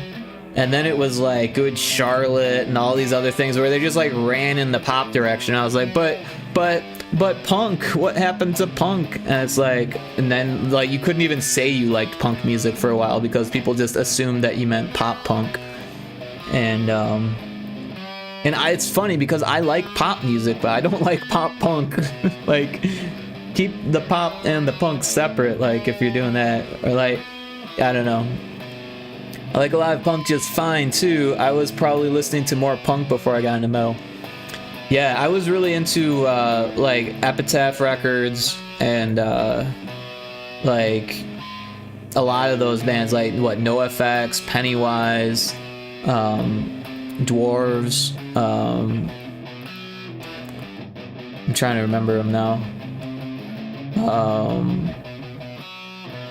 Oh, it's not coming to me. I was really into those Punkorama CDs that Epitaph put out. I thought those were dope. But like the Voodoo Glow Skulls, they were kind of like ska punk. I like ska too. I was into Less Than Jake, Op Ivy, right?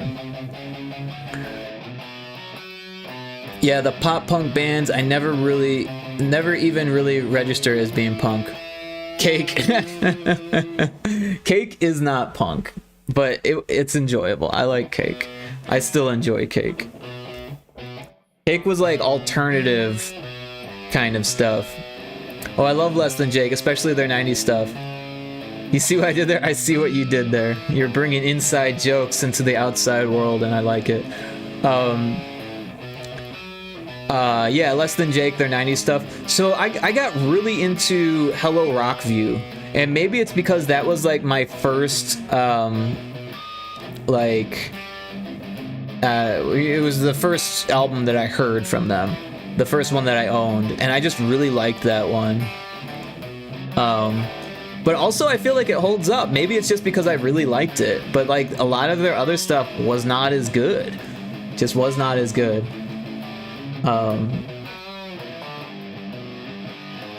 But yeah, when I was like first getting into ska, what was it, like the Mighty Mighty Boss Tones, right? And Real Big Fish was popular. I don't even really know any Real Big Fish anymore. But yeah, NoFX kind of like, they're one of the only ones that I still like listen to. Like, I don't know, there was a few others that I could still get into. The song that really hooked me was Johnny Quest Thinks We're Sellouts. It was years until I really checked out the rest of their stuff, but I got into it. Very fun band. Yeah, some of it's really good. Not all of it is great, but some of it was really good. Personally, I don't really remember that song. I feel like I know it, but I don't really remember it. Like, I couldn't sing it. But I guess that's kind of true for a lot of that band.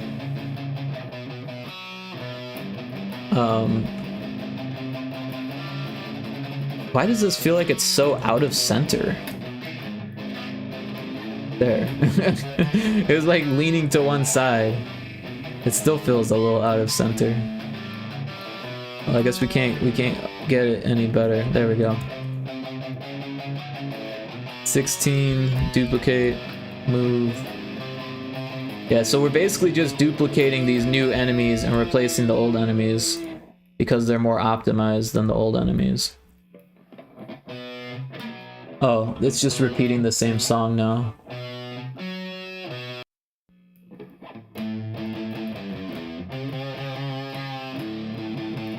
But yeah, like I was mentioning earlier, I played guitar since like 8th grade, and I never got like amazingly talented at it. Like I always kind of played it, and I got good at like composing rather than like playing covers or like doing solos. So like that's what I do now, is I just like write songs, and I don't necessarily finish them. I just come up with like concepts, like sketches of parts, and then maybe later I'll do something with it, kind of thing. But some of these are like clearly very influenced by other music. Like I'm pretty sure this song is a Devo song, except that I've like done something to it and it's no longer Devo. But I love Devo.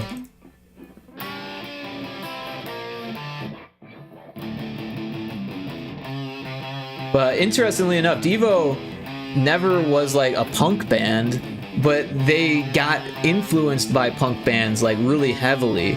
When they first started, they were having trouble selling shows and getting popularity. A lot of people really didn't like them when they played live, and eventually they started hearing about punk bands, and they're like, maybe we should play quick like the punk bands do. And so they literally sped up the songs that they already had and just played them faster, and all of a sudden everyone loved them. So like they were like, well, this is what we're doing then. And that's when they did like, you know, Mongoloid, he was a Mongoloid. Oh, haha, never heard that one. Yeah, so there's a, what is it, 2014 documentary, 2013 or 2014 documentary that's on Netflix, or at least it was last week or a few months or last month, on Devo, and it was a really good documentary. I guess it's a little bit frustrating because it came out the same year that their last album came out, and there's no mention of that, even though they were already like planning to put it out, which is kind of frustrating, because I would love to know more about their last album. Yeah, actually, you know what? I might have the dates wrong. I feel like the last album they made came out in 2010, but maybe yeah. So maybe that's the year the documentary came out too. I'm not really sure on that. But anyways, shortly after they came out with their latest album, their one of their members died. I can't remember which one it was. I want to say it was the bass player. One of their original members died, so they they disbanded. And also on the newest album, it wasn't all the original members. They replaced the drummer, I think. You just saw the emote that says nerd? Yeah, I did that one on stream actually.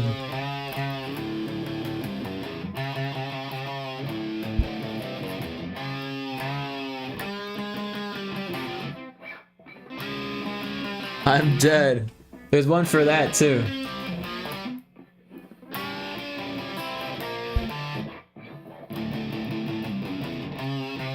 Are we just listening to the same song over and over again?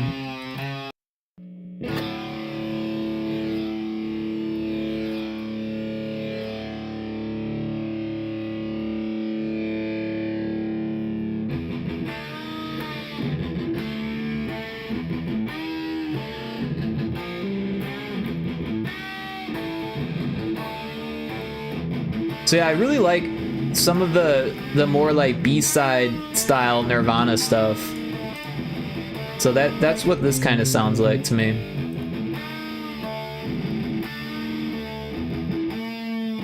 Oh, that's not what we want to do.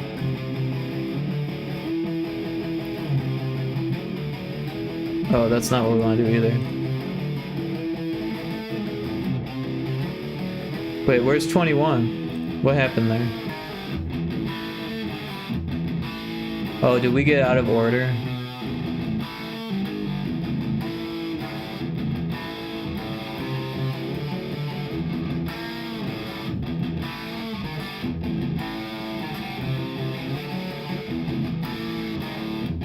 Oh, okay. It went from 19 to 21. So we'll just name that one 21 so it's not confusing.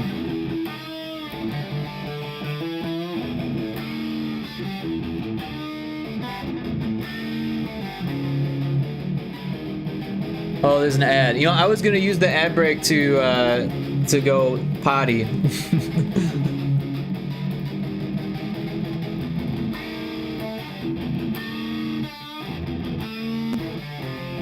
So yeah, give me a second. I'm gonna use the facilities.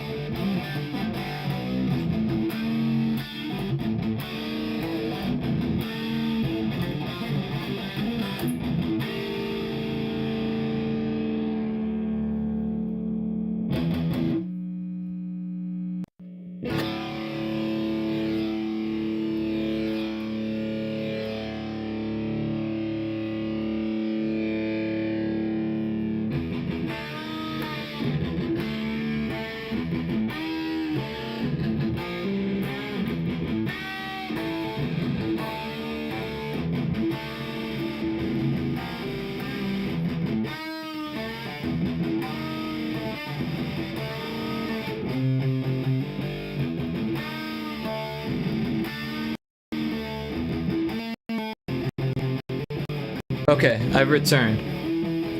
Thanks for the patience. Pew pew. And the slots, but no win. But yeah, on being a nerd, I will say that I've been kind of a nerd my whole life, but like only recently I've become like a full-fledged nerd, right?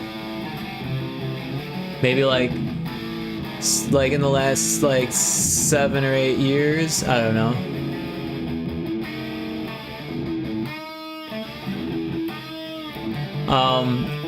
So yeah, like I've always been into video games, so that's kind of nerdy. And you know, when I was really young, I want to say like 2nd grade or something like that, my brother started to get into like magic cards and stuff like that when they first came out. Maybe 3rd grade or something like that. And because my brother was into it, I got into it too. And then we would play Magic against each other. He would always win. I don't know if he was cheating or what, but so like there was that. Like I was always into video games, and I did get into Magic at some point. The whole Magic thing was kind of short-lived, to be honest. And then eventually I got good at art and music, right? It took me a long time to get good at music, but I was always kind of decent at art. And so yeah, I did. Oh, I should probably change the music because it's just repeating. I did do a lot of like video game art when I was young, and also Magic the Gathering art. I would like redraw my favorite cards and stuff like that. But eventually the music side kind of took over because it was also like my social life. Because I was always in bands, right? And I always wanted to be like a rock star, or like, you know, a musician, you know, a punk rocker and all this stuff. I was always like dressing strange and stuff like that, wearing band shirts and, you know, wallet chains and spiky hair and whatever I could to like kind of stand out. You should see some of the pictures of me dressed up for shows and stuff when I was in junior high. I looked hilarious. And that kind of stuck until high school. And after high school, I started going to college for art, and it was because I wanted to do video game art. I was like, well, if I'm gonna like find a real job, I guess I'm gonna like try to like make video game art. And so I went to school for 3D modeling and animation, since they didn't really have a whole lot of video game schools or video game degrees back then. There were some, but I didn't know about them. And the school that I went to actually went to my high school and kind of like got students that way. So they got me, and then I was like, oh, I could use this degree to make video games. Yeah, this is the degree I want. So I went computer animation, 3D modeling animation, and then after graduating, I couldn't get a job doing that. So I was like, well, I really like this stuff, so I'm going to like learn how to do it on my own. And that kind of forced me to become a nerd, right? Because I had to like talk to other nerds and like try to figure out how to do programming and stuff. You know, I already knew quite a bit of... Oh wow, that's loud. I'm gonna turn that down a little bit.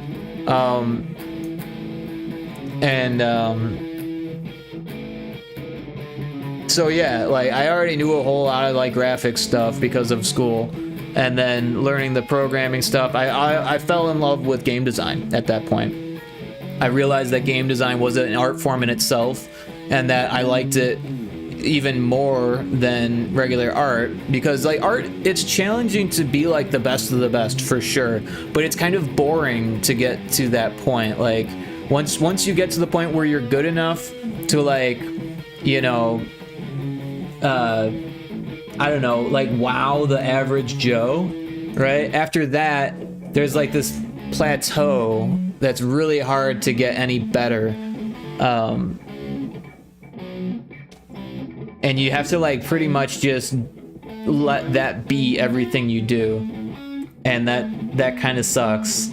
So like at that point, I started looking for other things that were fun, a fun challenge that I could like learn and get better at, and game design was that thing. Where programming was just too steep for me. Like I had to learn programming for game design, but that was like what I did, right? You like the jams lot, Lizard? This is yesterday's recording session.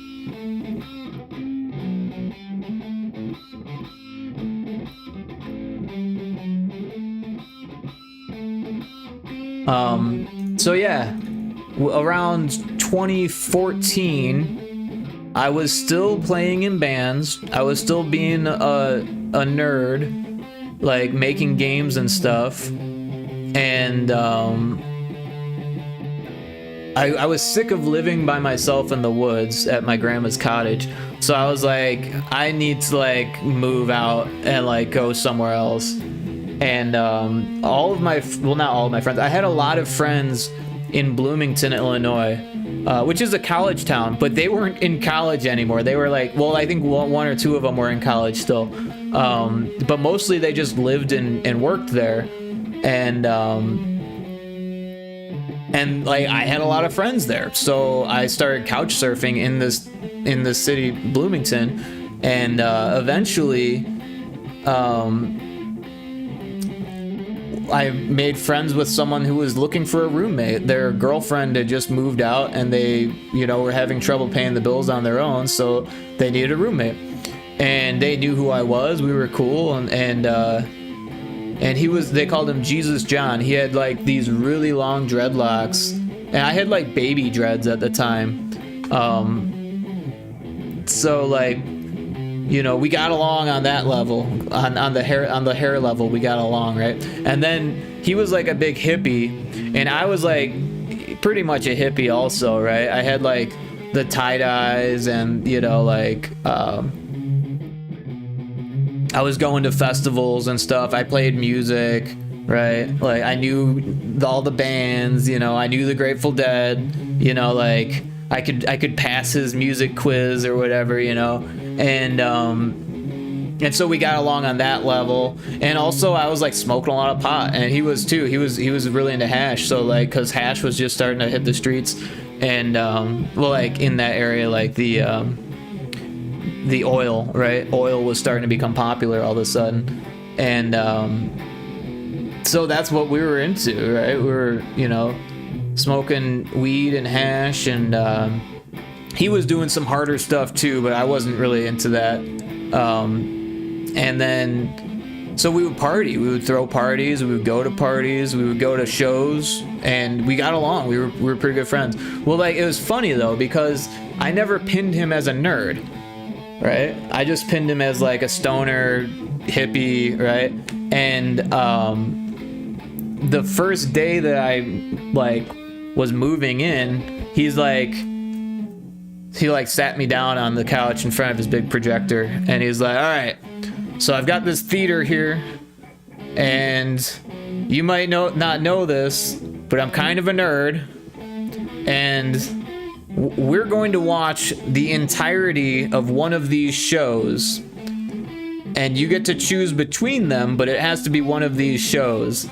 And I'm like, okay, what are the shows? He says, we're either going to watch all of Star Trek The Next Generation, or we're going to watch all of Battlestar Galactica, like the newer show, not the old one.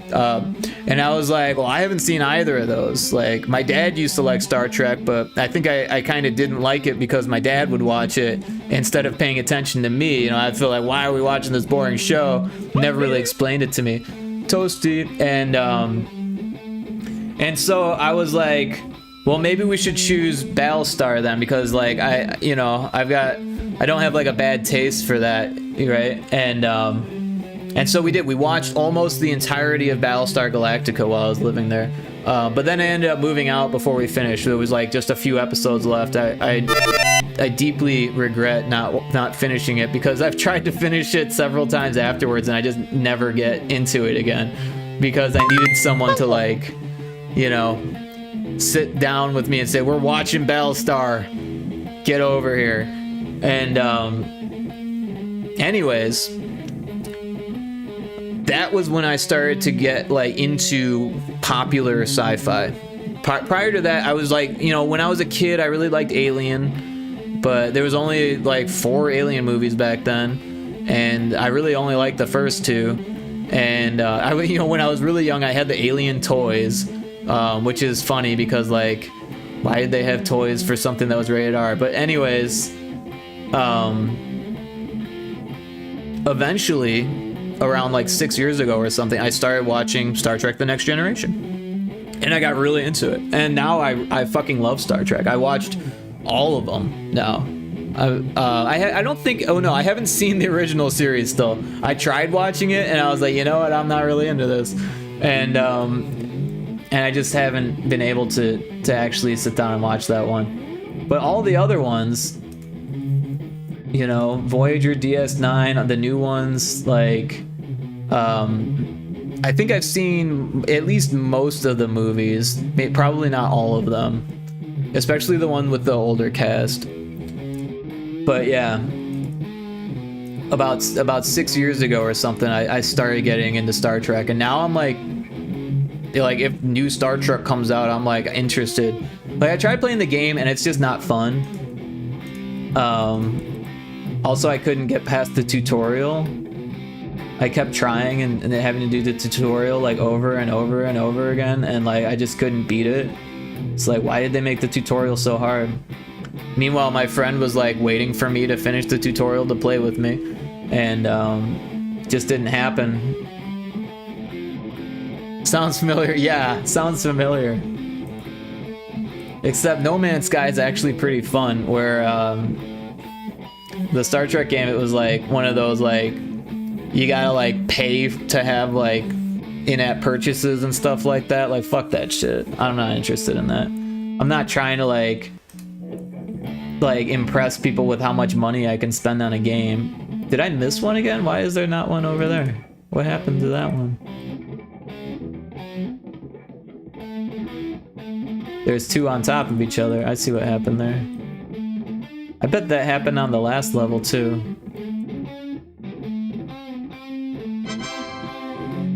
Ta-da! Oh, this needs to be turned off. Every time I make a mistake in this, it's like, oops.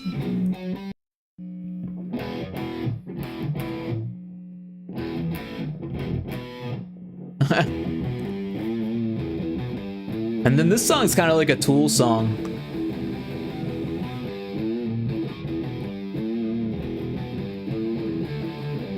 But I think it's in a different key, different tuning, and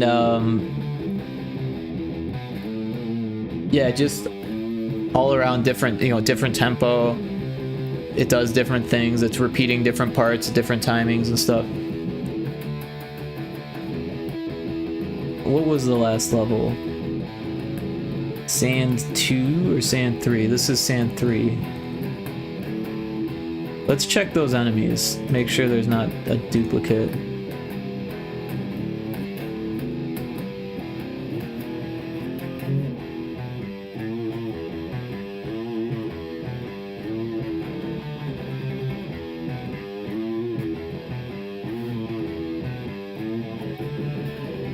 Well, those all look good. I swear there was one.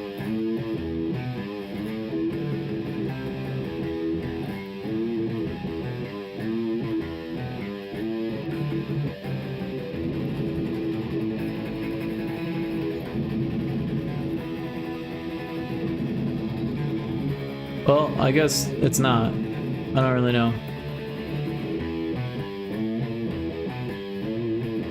I sent our boy band dance to the boys. LOL, huge fans. Yeah. That was a fun one. That worked out nicely. It's funny though, because on my screen, we weren't in sync at all. And I was like, oh, we're not in sync. But in your screen, we definitely were. So that's pretty awesome.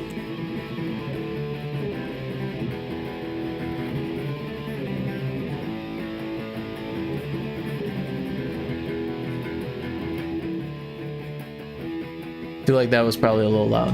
Anyways, let's finish up these enemies here. Oh, these ones were turned on. I don't know why. But they were. Also, we've got that one, which doesn't need to be there.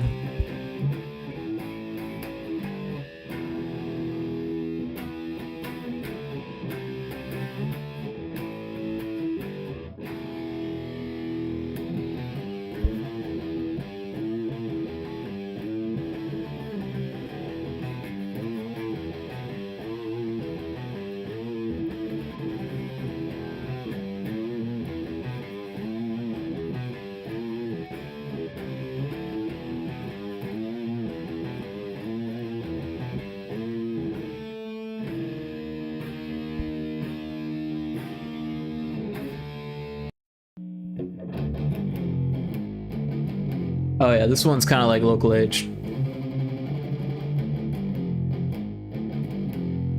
Top tier. I'm picking up the accent. I can't figure out how to put on my page on here as a clip from my phone. Put on your page? What page? Almost needs work, the accent. Yeah, I know, it's probably pretty far off. This one, right? What, on Twitch? So Twitch is like different, right? If you stream, then you can clip your stream, but you can't just like upload videos to it. It's a little weird like that. Hey. Did you put it on your TikTok?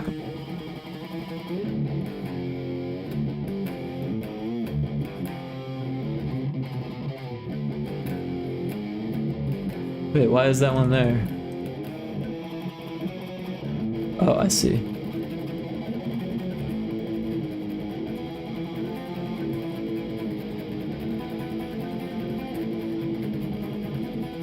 I'm gonna, cool.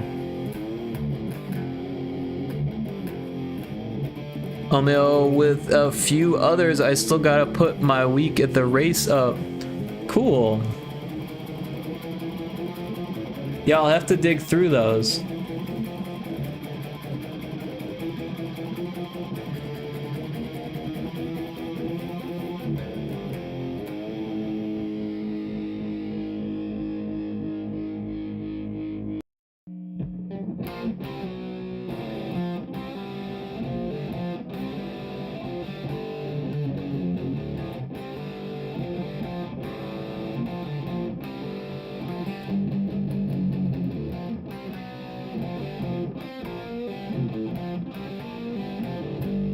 Don't forget to tag me in it, in the video. The one that's got me. Everyone needs to know how awesome I am in my boy band.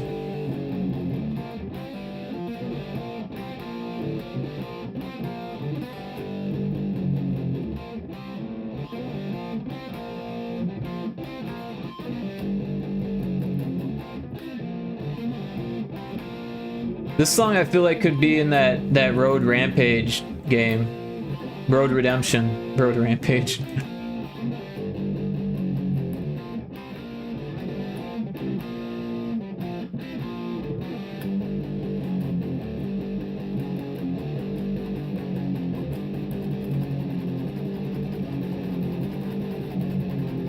And then this part feels like a what was the name of that band? The Germs.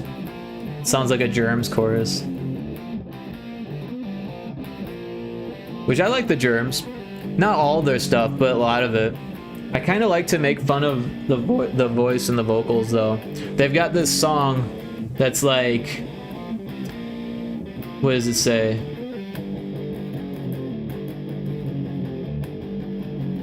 I can't remember the actual lyrics, but it sounds like he's saying, "Go into McDonald's," and I'm just like, I crack up. Go into McDonald's, like, what? That's not what he's saying, but that's what it feels like to me. I think he says, "Come into my cavern," is what he said. Come into my cavern, but it sounds like, "Go into McDonald's." The Germs is a interesting band, or they were, right? There's a movie called What We Do Is Secret, and it's like one of those like biographic films that, you know, it's not like 100% accurate, but it tries to be, and it's pretty good. But yeah, the singer, what was his name? Crash Darby, was like pretty weird. He had some weird philosophies. For instance, he was like anti-Hitler but pro-fascist. It's a really weird person. Really weird person. I'm not gonna say that I, you know, appreciate all of his ideologies. And I'm thankful that he wasn't like, you know, pro-Hitler, but he was like when he was interviewed, he's like, well, who would be the perfect fascist leader? He's like, me. Everyone should follow me, kind of thing. He was a weird dude. He was also really young when he died. He didn't have it all together quite yet.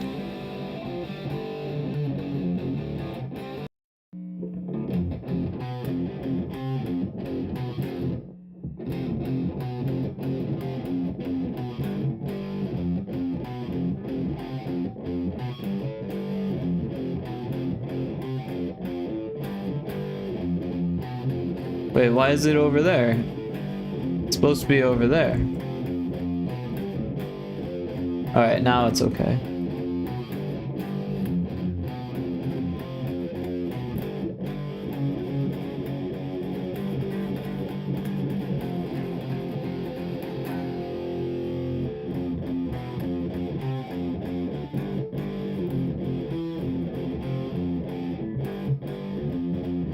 Oh, that one's messed up.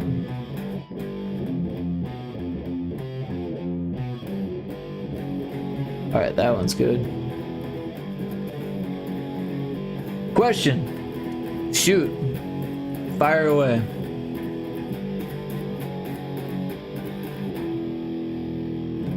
Did somebody lose a beer cooler? Did somebody lose a beer cooler? It's a good question. Let me ask around.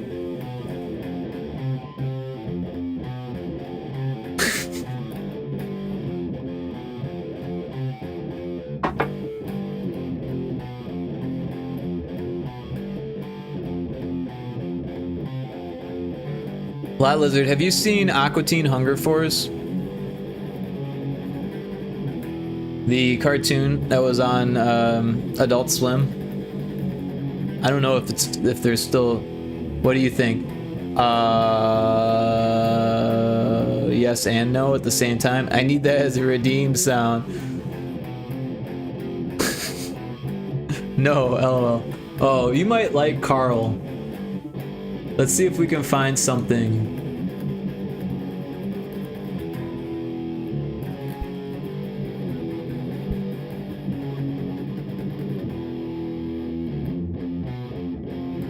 Let's take a little educational break here.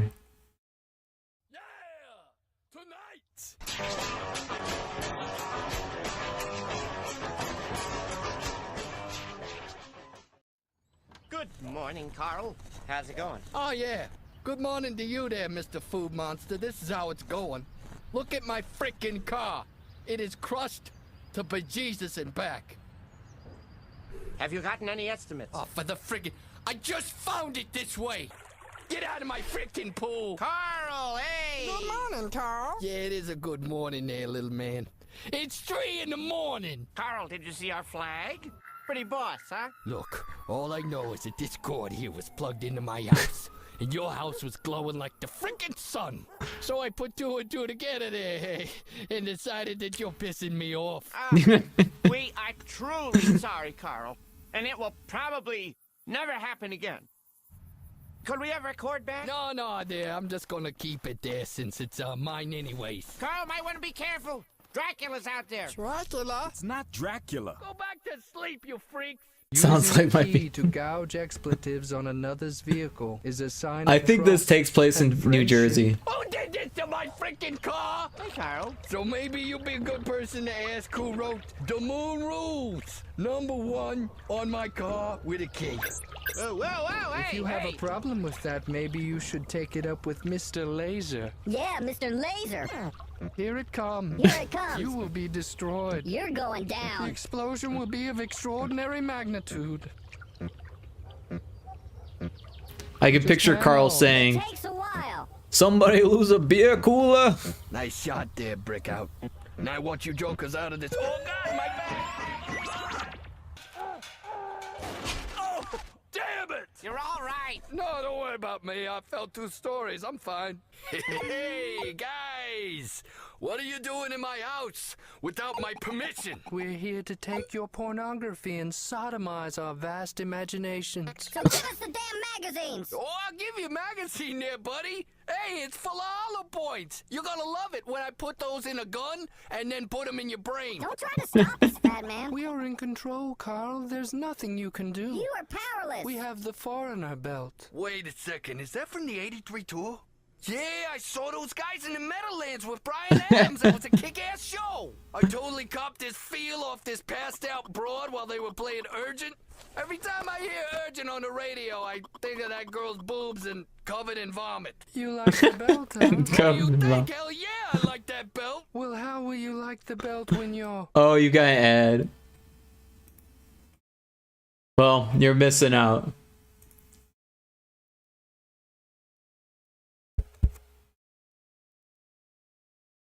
Alright, let's get back to the regular music. And it's real loud.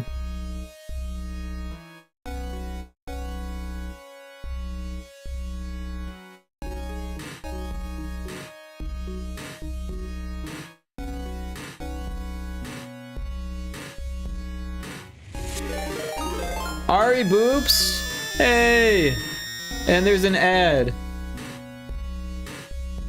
They get better and better. Welcome in, Raiders. I don't know if you can hear me because of the ad. Oh.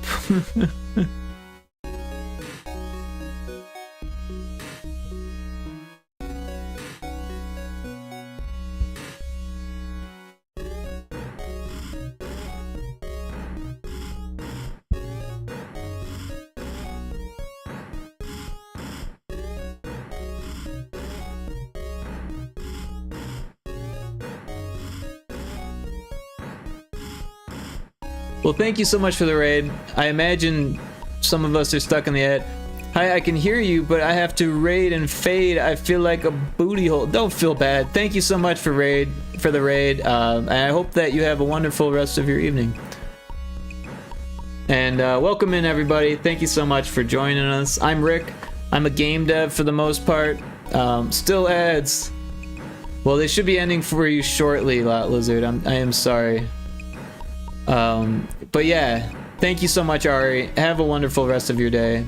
And everyone should check out Ari if they don't know Ari. Ari does art, and they also play some games. And they're just an all-around nice person. And not a booty hole. Definitely not. How can you even think that?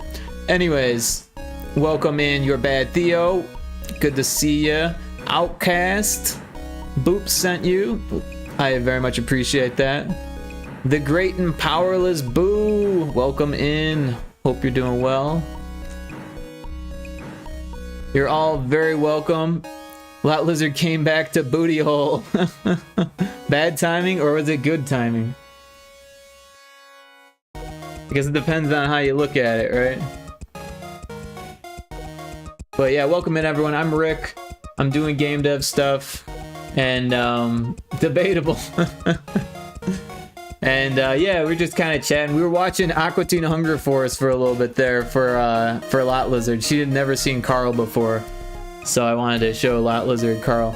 You're frozen. Is it me? Am I frozen? You might need to refresh.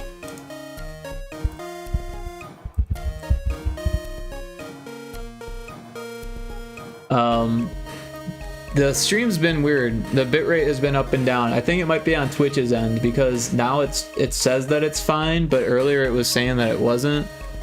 But yeah. Sorry for that. Anyways, mostly what we're doing here is replacing these old enemies with the new enemies. So I'm duplicating and moving them and then turning off the old one, which has been replaced with the new one. So I'm doing a lot of that. But we're actually almost done. It's the last 3 days of me working on this. It's been short streams, mind you, but this is what we've been doing for 3 different streams now. So we're almost done. So this is 18. We're gonna duplicate that one and then move it and turn this one off. And then duplicate this one and move it and turn it off. And duplicate this one and then rename it to 21 so we're not confused, and then move it and then turn this one off. And so now we've got all of these. If we zoom out, we can see them. All of these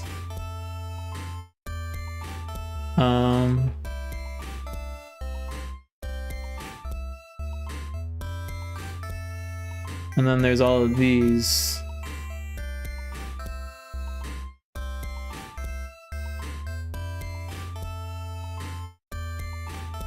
It's weird that some of them have the circles shown and some of them don't, but they should all be the exact same. They're all prefabs.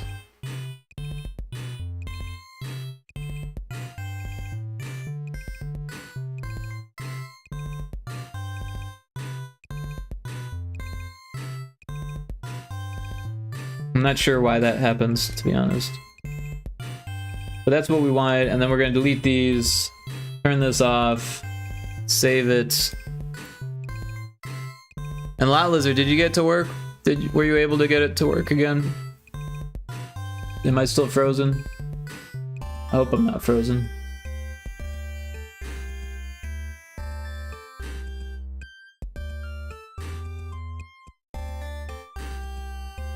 I'm here.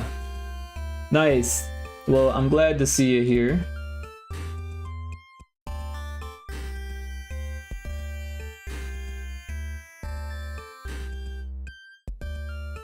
And yeah, for all of the people who came in with the raid, thank you so much for being here. I appreciate that. And I've been doing mostly Game Boy games. A lot of pixel art. I'm the pixel artist for Pyrotoad, which is like a 2-person team. We made Pyrotoad for the Game Boy Color, and it's coming out on Steam in a little bit. Refresh this bitch and I'm back. Nice, nice. Yeah, I don't know why, but sometimes it just like stops and then you gotta refresh, and sometimes it's like a Twitch mobile thing, and sometimes it's just like Twitch in general, or sometimes it's on the streamer. So I can't point fingers at the moment, but something went wrong, and I'm glad we fixed it. Alright, so this was sand level 4. Sand level 5 I don't think has any enemies. I could be wrong. Let's double check. We search up here. Enemies 2D. It looks like there are enemies. Interesting.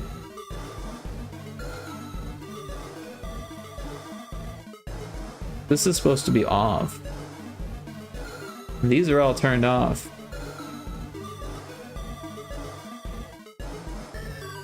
And those aren't supposed to be on. Okay, so yeah. I have a feeling that all of this stuff should be off. So I'm just gonna turn these off too. And then these don't really matter. And I don't know about this level. I want to say that this is a 3D level, but it looks like the player is the oh no, the player object is turned off. So yeah, okay, 2D. So let's see if this has any enemies also. Enemies, 2D enemies. Let's take a look here. It's got one enemy.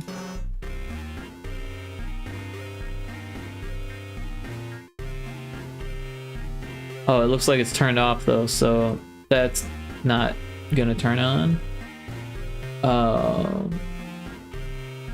Okay, so I think that actually does it for all of the enemies.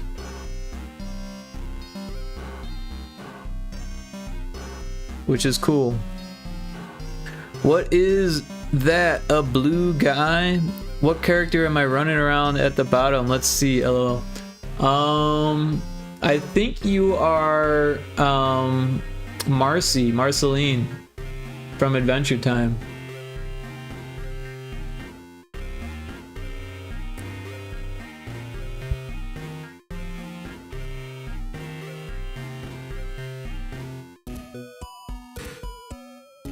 You're pretty cool.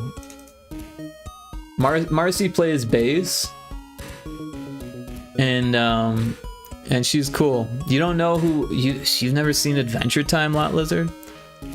You don't know Adventure Time?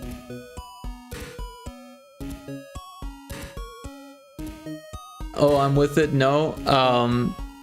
Yeah, you should watch Adventure Time. It's really good. LMAO, be serious. No, I am serious. It's really good. She's a vampire. She's actually a vampire queen. And she's really cool. She plays bass. And she's a vampire hunter, but also a vampire queen. She wants to be like the only vampire or something. Fuck yeah.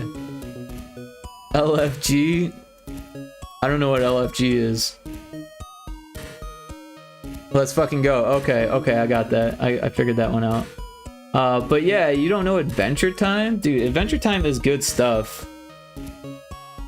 It's got this dog that can like change its shape. And then it takes place in like a post-apocalyptic world. And I used to get really stoned and watch it back in the day. But you don't need to be stoned to watch it. It's really good. And it just gets better and better.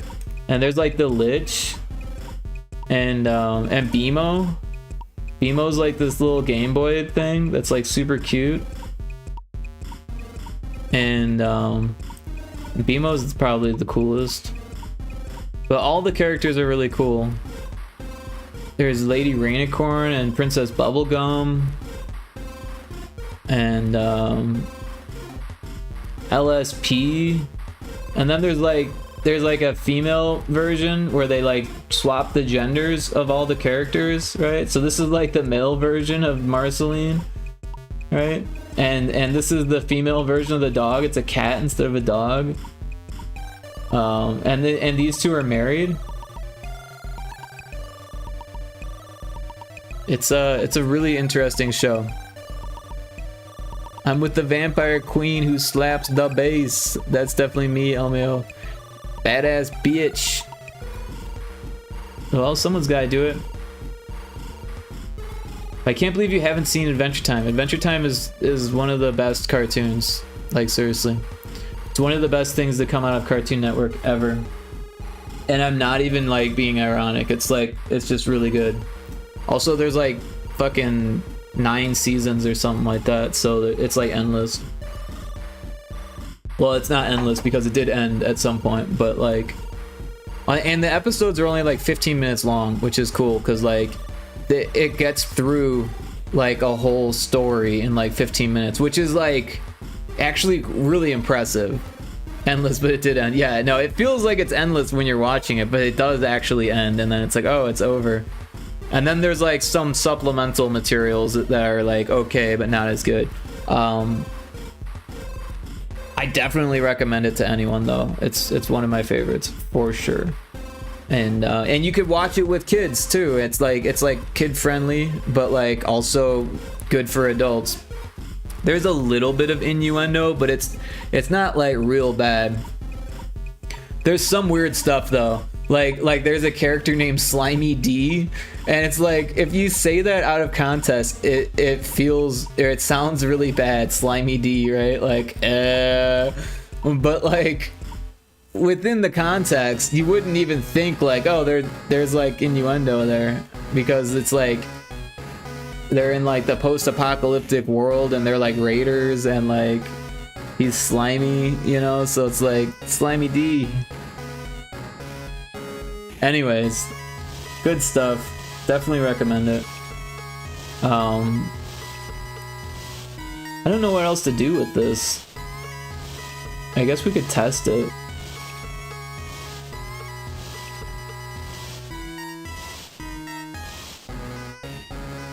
A lot of these scenes are old. A tank level. Oh yeah, I remember the tank level.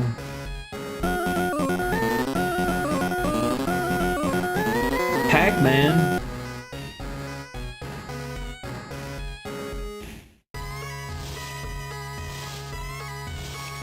The mech enemy is new, but it doesn't have like regular enemies. It just has the mech enemy, so we don't have to worry about that one.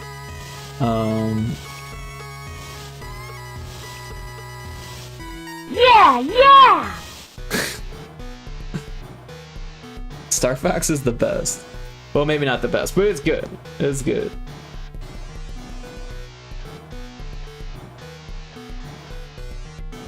So in D&D, I think I mentioned before that I made a new character, and it's a frog person, and its name is Bleep Blop. Bleep Blop, and it's a monk cleric, so it can do like some healing spells, but it's also like fighting with hand-to-hand combat. And it like can climb and can breathe underwater, and it can jump like really high. I wish I could use the nerd emote. You can, you just gotta pay like fucking $5 or whatever. Because I can't change the price of the subscriptions, unfortunately. I'll use it for you.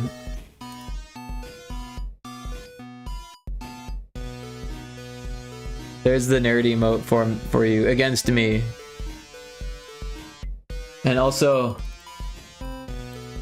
a pyro toad for Bleep Blop.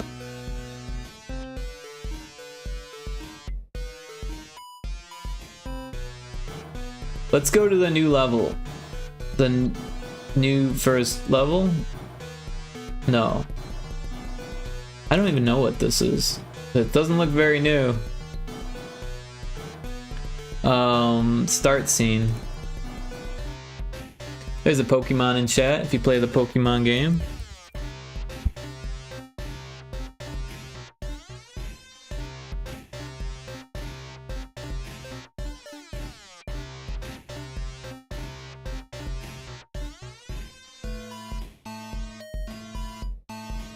Alright, so yeah. Let's play some retro spaceball here. Like, what do you, Rick, get? What do you, Rick, get? What do you get if someone subscribes to your page? I get half of the money. So if you pay like $5.99 or whatever it is, it's more on mobile, which is weird. It literally costs more for a subscription on mobile than if you were to go on a browser, which is kind of weird because if you get the subscription on a browser, it's cheaper, but you can use it on your mobile device after you bought it on your browser. But if you don't have a way to buy it on your browser, then you're kind of stuck getting it on mobile. But yeah, half of the funds do go to me, so it does actually support me. However, yeah, it's kind of expensive, so I don't expect anyone to do it, right? It's one of those things. Anyways, this is Retro Spaceball. Let's go into story mode. Story mode is interesting because I'm actually thinking about cutting it from the game.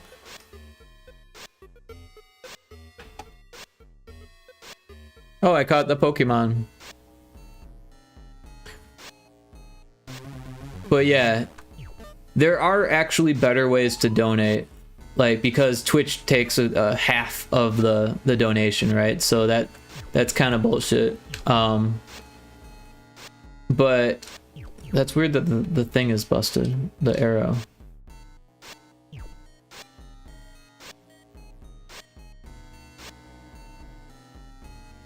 Let's see if we can fix that.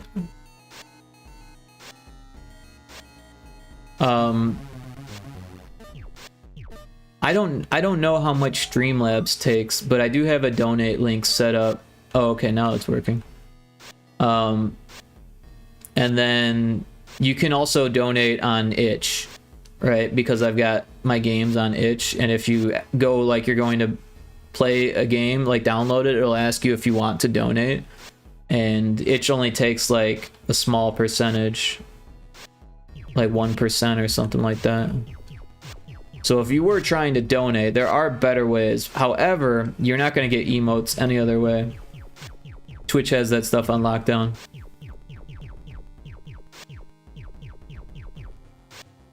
Itch, LOL, don't know it. That's where my games are. Remember when you were playing Front Room's Normalities? That was on itch. Here, I'll put the link in chat. That's itch. And I can actually bring it up so you don't have to click off if you don't want to. This is my itch page.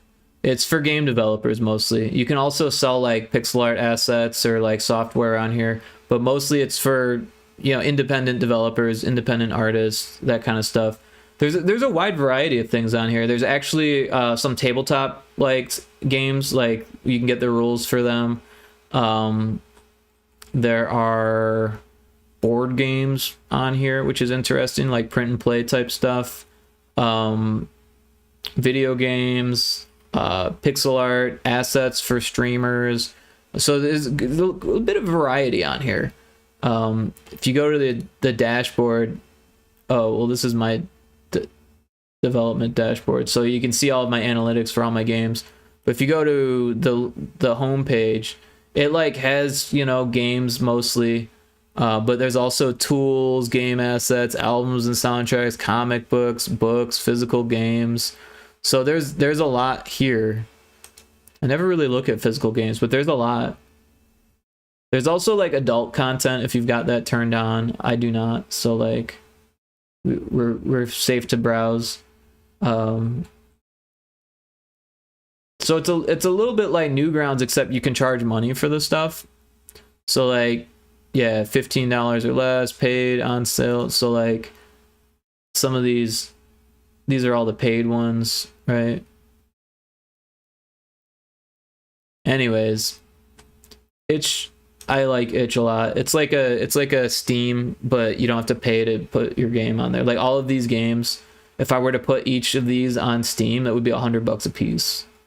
And you make that $100 back, but only if you sell $1,000 worth. So there's that. Anyways, that's Itch. Now you're in the know. So you can fly into the sun in my game.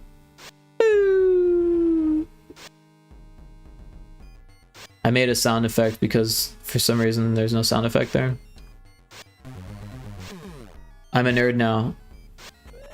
Well, you would be if you made stuff and put it on Itch, but if you just go to Itch, I don't think that makes you a nerd. Maybe it does. I don't know. I don't know what a nerd is anymore. Oh no, not never. Not my chair, not my problem. That's what I always say.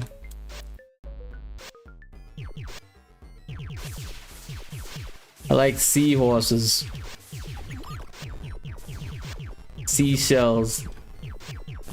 Sea hell. Drinking out of cups. Mr. Balloon Hands here. Fuck cups. What do you have against cups?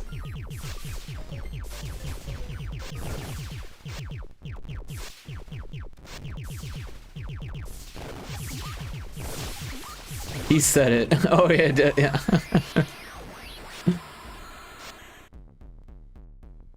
He says a lot of stuff in that. I can't remember it all.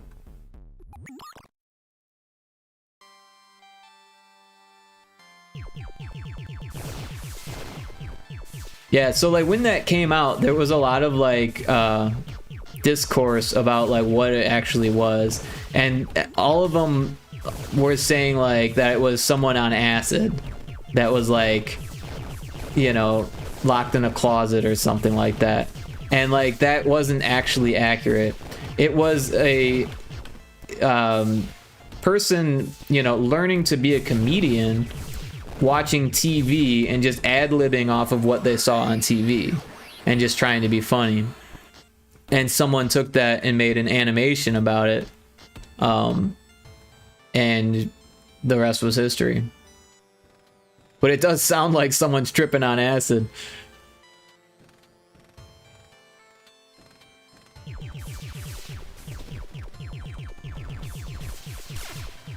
Definitely, yeah.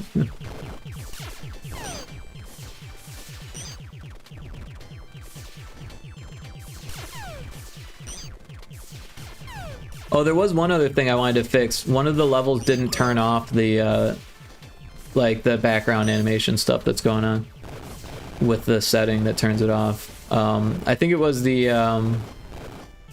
boss.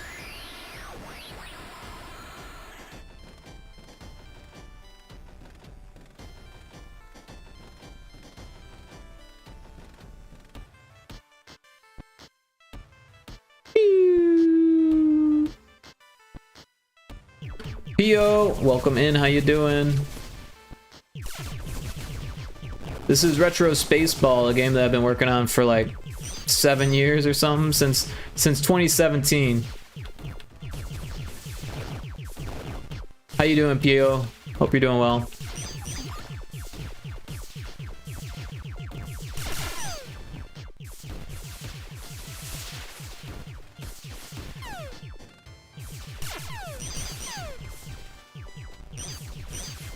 Pretty good. Good to hear.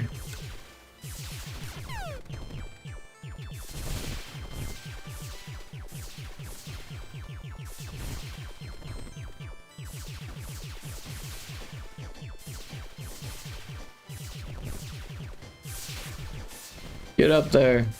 Go. There we go. Finally.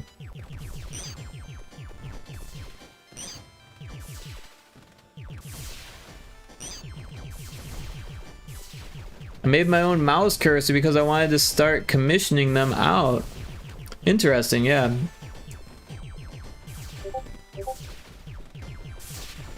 Was that you just posting now?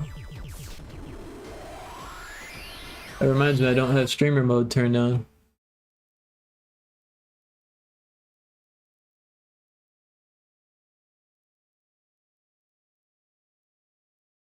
Let's take a look at PO's work.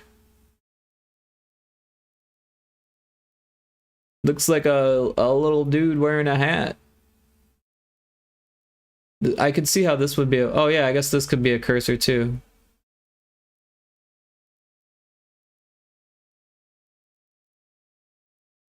Interesting. Yeah, I'd never thought about having an animated cursor. I feel like that would take up, you know, precious processing power. He's from Hollow Knight. Ah, okay. I never played Hollow Knight, so I wouldn't know. But yeah, thank you for sharing. Everyone should check out PO, by the way. Let me give them a shout out.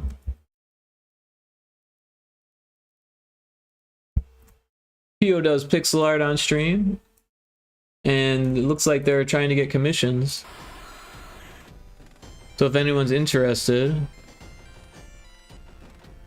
check them out, give them a follow, and check out their commissions. So we're gonna explore the system. The UI is a little buggy. That's something that needs to be fixed. I don't know, I'm so on the fence about whether I should keep this stuff in the game or not. I kind of feel like it's so buggy that I should just like take it out, but I don't know. It's kind of fun to play with also.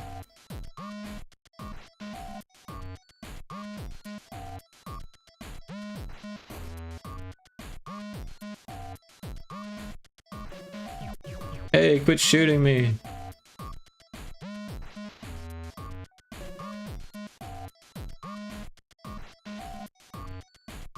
I ended up trying to do the GB jam, but my teammate quit. Yeah, you told us last time. I'm sorry to hear that.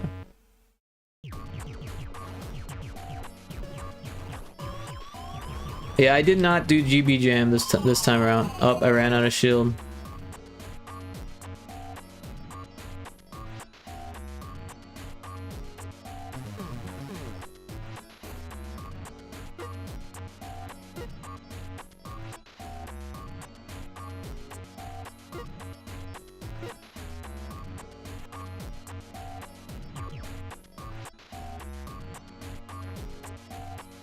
I thought about doing it, but I didn't really like the theme.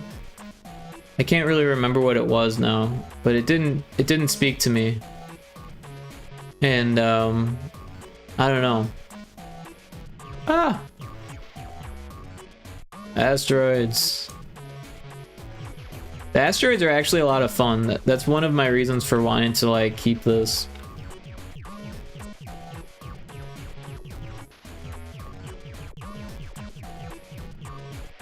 But you collect this stuff, but it doesn't do anything for you.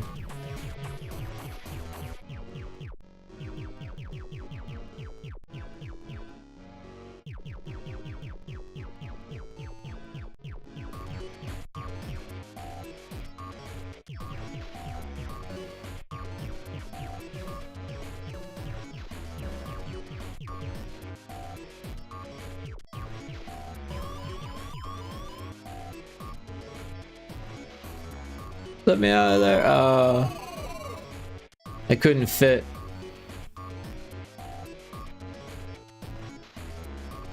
I kind of feel like the player should like leave behind a trigger when it dies. I think that would fix that bug where things just disappear when the player dies, because it's like it's an optimization thing where it's like, oh, the player is not there, well, make sure the enemy is not there either. But if the player dies, then it's like, oh, the player's not there. I think it just needs to like have a trigger that it like drops that doesn't disappear.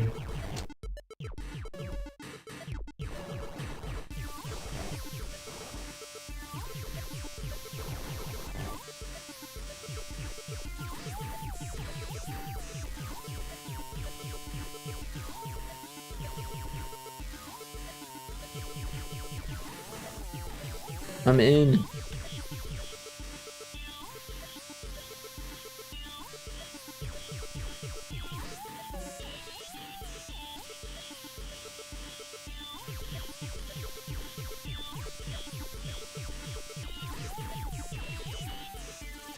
Hey, get away. Ah, he killed me. I didn't think he'd be able to get me. There's a Pokemon in chat.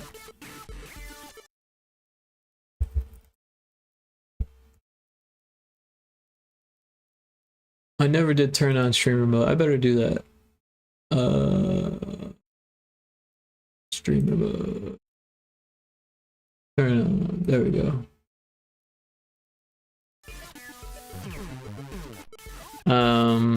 Let's keep exploring. Because this could really use some updates. Like, especially if I'm gonna like put this on Steam as a demo, like things need to be a lot more polished. Otherwise people will just be like, oh, it sucks. It needs polish.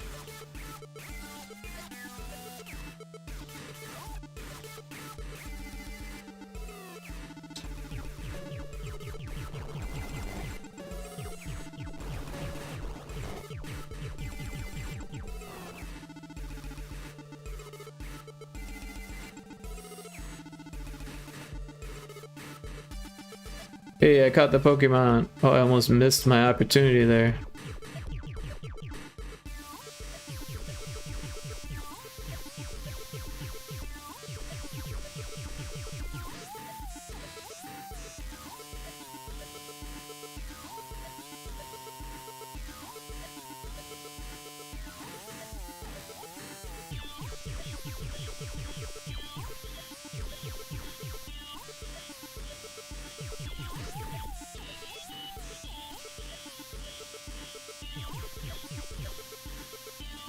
Oh, hit zone's not been assigned. There's a error.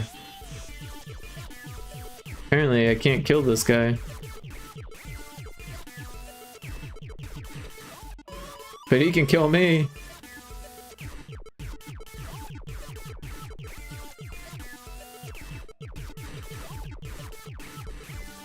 That's interesting that the hit zone hasn't been assigned.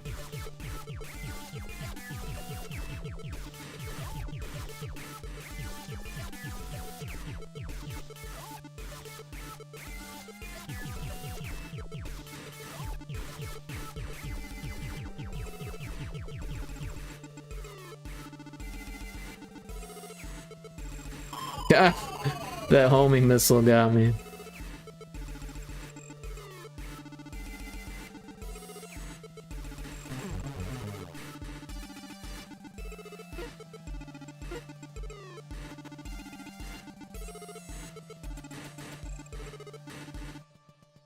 Made a little galaxy.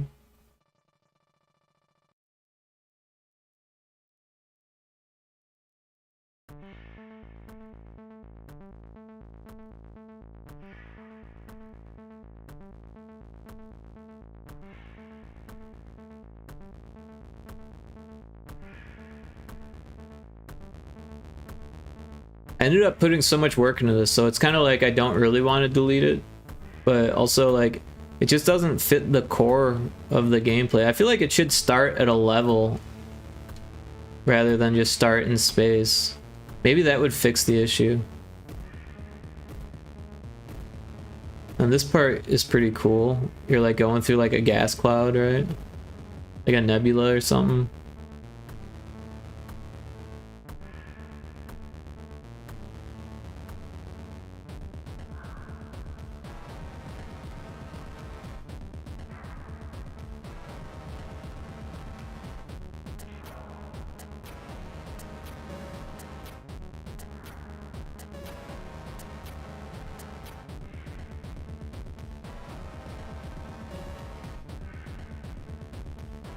Don't shoot me.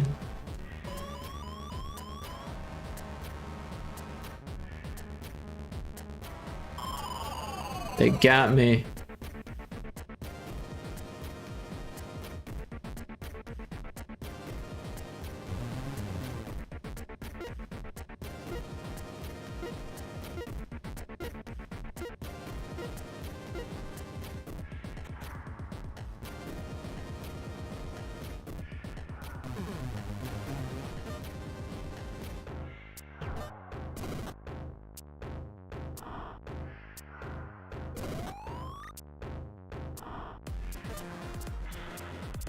The navigation arrow is broken. What's up with that?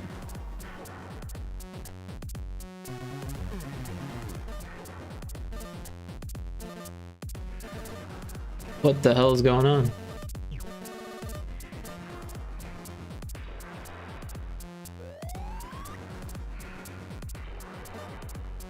Now it's working. So yeah, lots of bugs in this like explorer mode.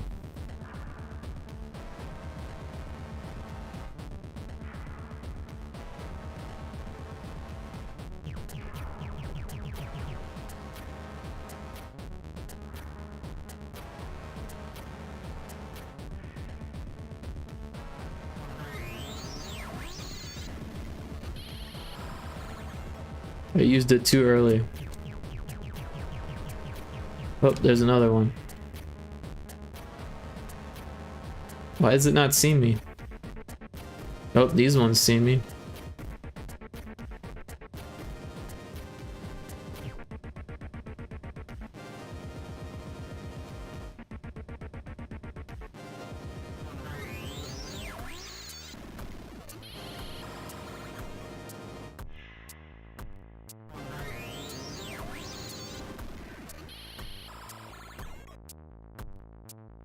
I like the sound effect for that. Also, the visual effect is like Contra 3.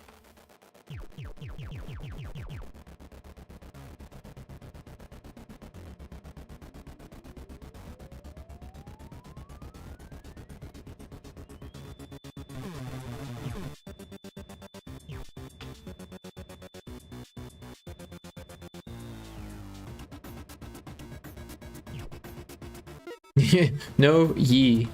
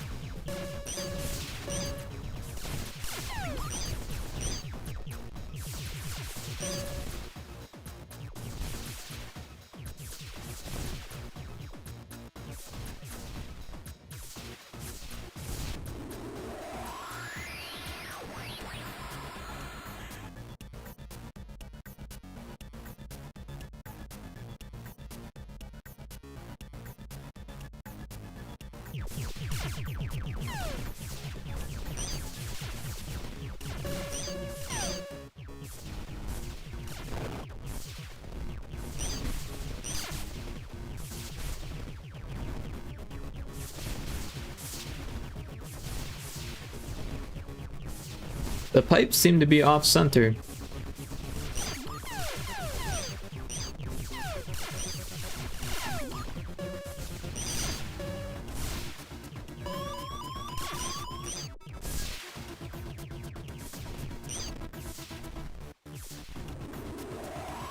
Barely survived that one.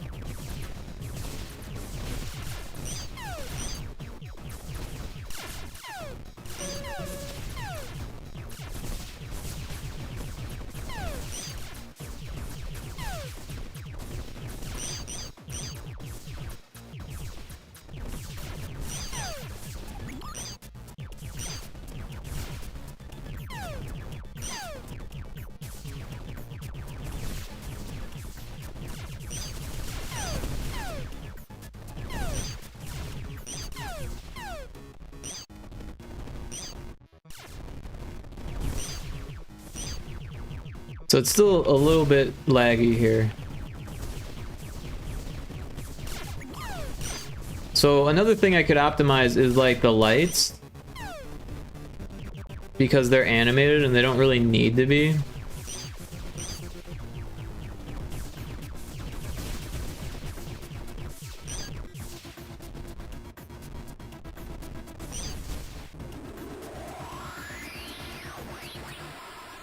Like, even these little circle lights are just slightly animated.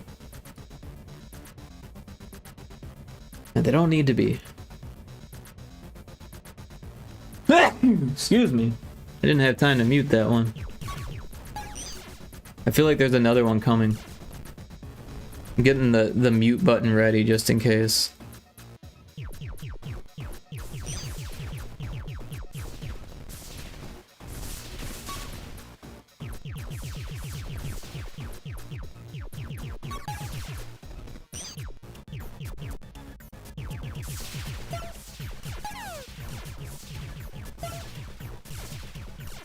But yeah, once again, we're losing some frames here. This only happens when you're playing in the Unity engine. If you're like downloading the game and playing it, it doesn't happen. I guess it would happen if you had like a really old system or something, but I've played it on some pretty old systems and it worked fine.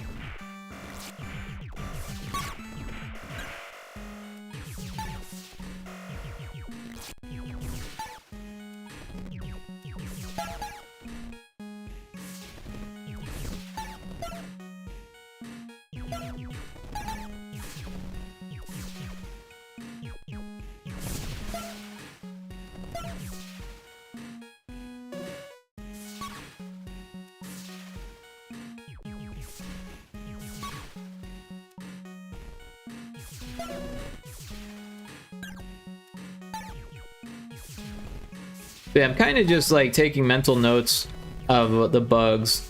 And the reason why I'm only taking mental notes is because I've got this huge list, which I should be referring to, but I'll save that for when I'm actually gonna fix the bugs. Right now I'm just like reminding myself of how much is broken.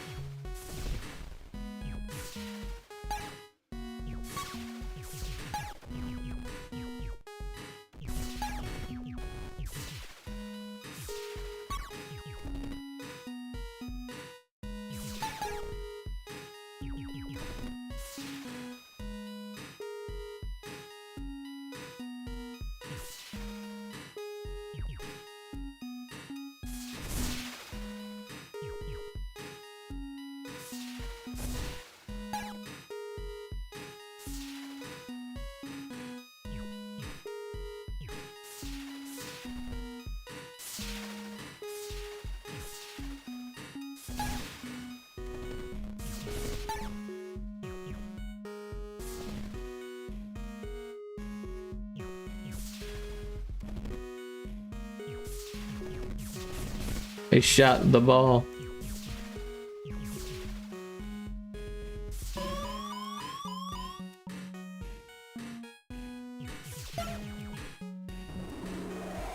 That reminds me, I kind of want to see if all of my weird commands work.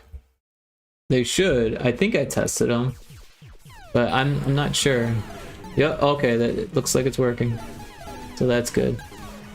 I know Infinite Metal played with it earlier, but like I might have, I don't know. I wasn't paying attention, so.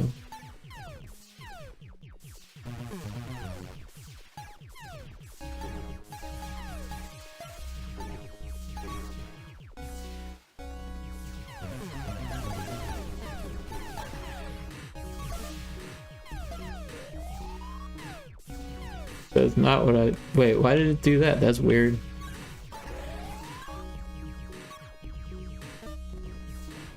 Also, how come the navigation thing's not working anymore?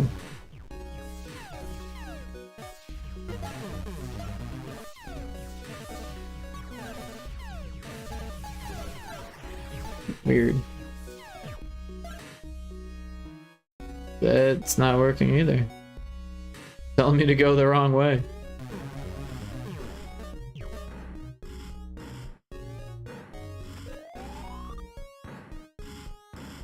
Alright, now it's working.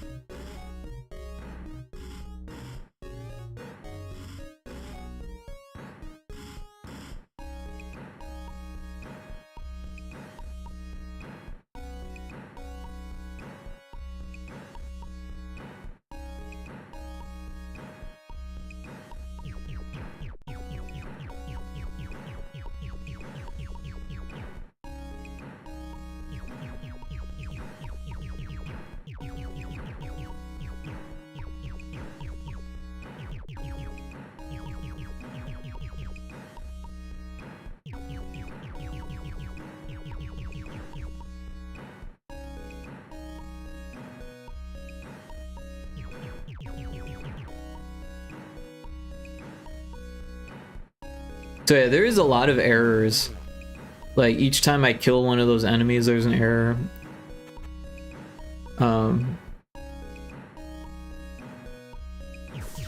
Yeah.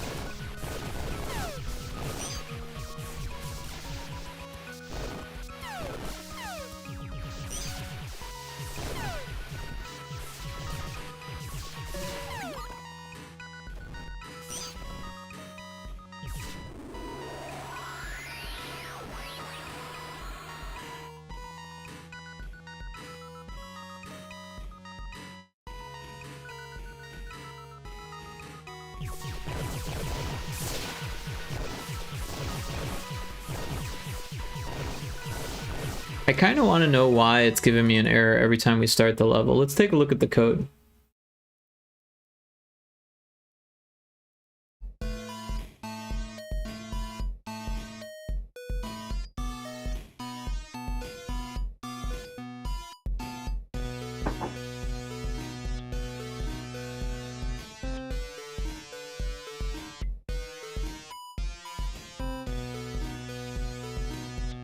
Hot player game object rigid body.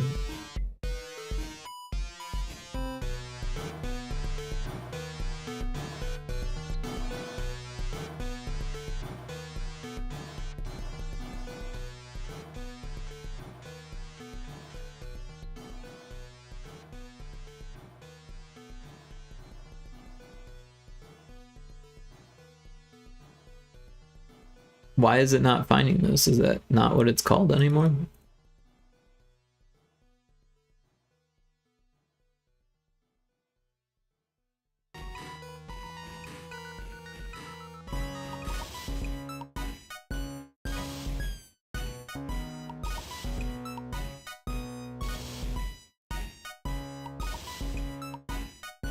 Oh, it's not called that anymore. Interesting.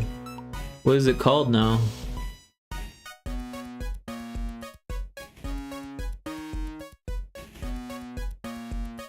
Oh, I took away the proto on it.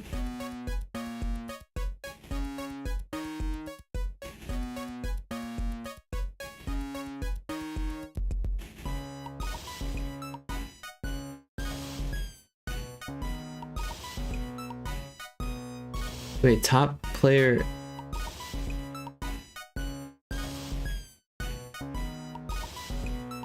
Oh, this was for versus mode only, that's why.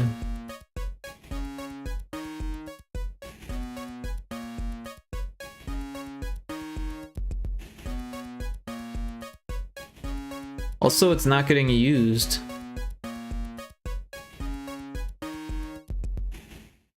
It literally only happens there.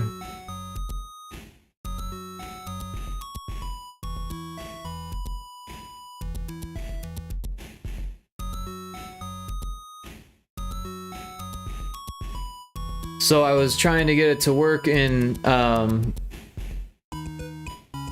versus mode, and then I made adjustments to the ball. So I don't know, I guess we'll just leave it for now. Not that big of a deal. Did you notice your Minotaur thing is still at the bottom? LMAO, where I left it. I just saw it, thought I'd go back. That's hilarious that it's still there. So you can just respawn it at the summoning station. It's not really a big deal. I was surprised that it even let you drive it, but hey, whatever, that works. My bad, no worries. It's like totally in a position where you can just like jump off a cliff with it. Like that's, I did that for a reason. I think it's fun to do that kind of stuff, right?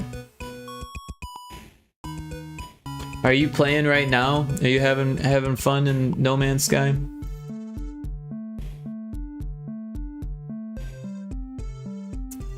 Yup, yes it is, lol. Right on. Yeah, I'm thinking about ending my stream shortly and eating some food. But then I might be down to play somewhere. I kind of wanted to see if it works in VR. I mean, I know it works in VR. I kind of want to stream it in VR, to be honest. I think that would be fun. But I haven't tested it. Haven't done any testing. Also, like, my computer only has 2 HDMI ports. There is a way to hook up my screen to that. I could probably use, because I have like a small, I don't even know what it's called, a small monitor cable, and a converter to HDMI, so I could probably use that to stream it.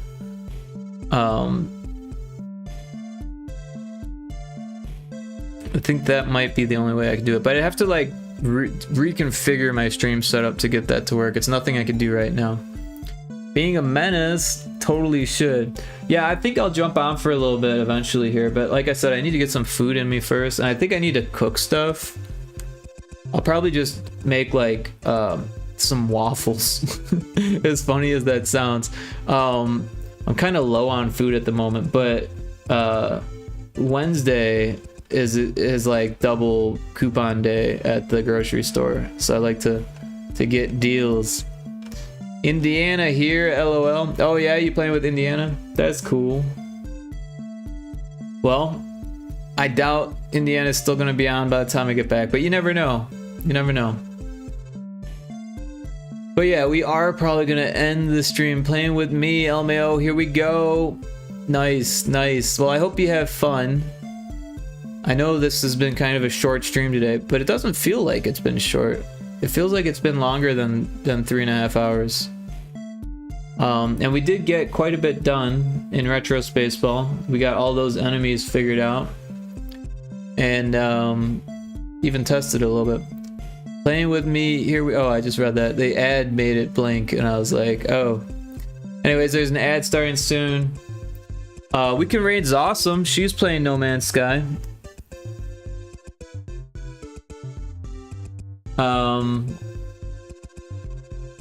Let's see who else is on. But we haven't raided Awesome in a while, so let's raid Awesome. Pirate is. Pirate's not streaming though. Right?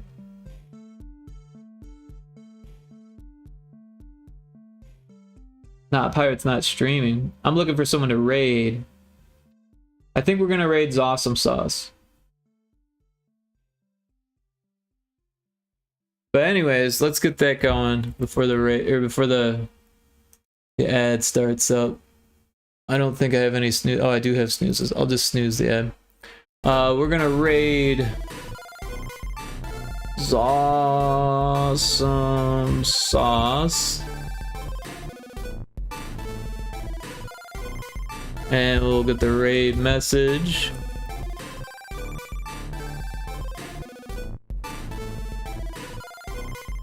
So if you're subbed, you can use the top one. If you're not subbed, you have the bottom one. And that way we can join Zawesome's chat and drop in and say, yo, what's up? And yeah, it'd be fun. But yeah, everyone, thanks for hanging out. I appreciate y'all being here. Don't forget to wishlist Pyrotoad and Retro Spaceball if you have not yet. I appreciate all the support. And everyone have a wonderful rest of your day. I'm gonna get some food in me and then maybe play some games or something, I don't know. But yeah, talk to you all laters. Bye.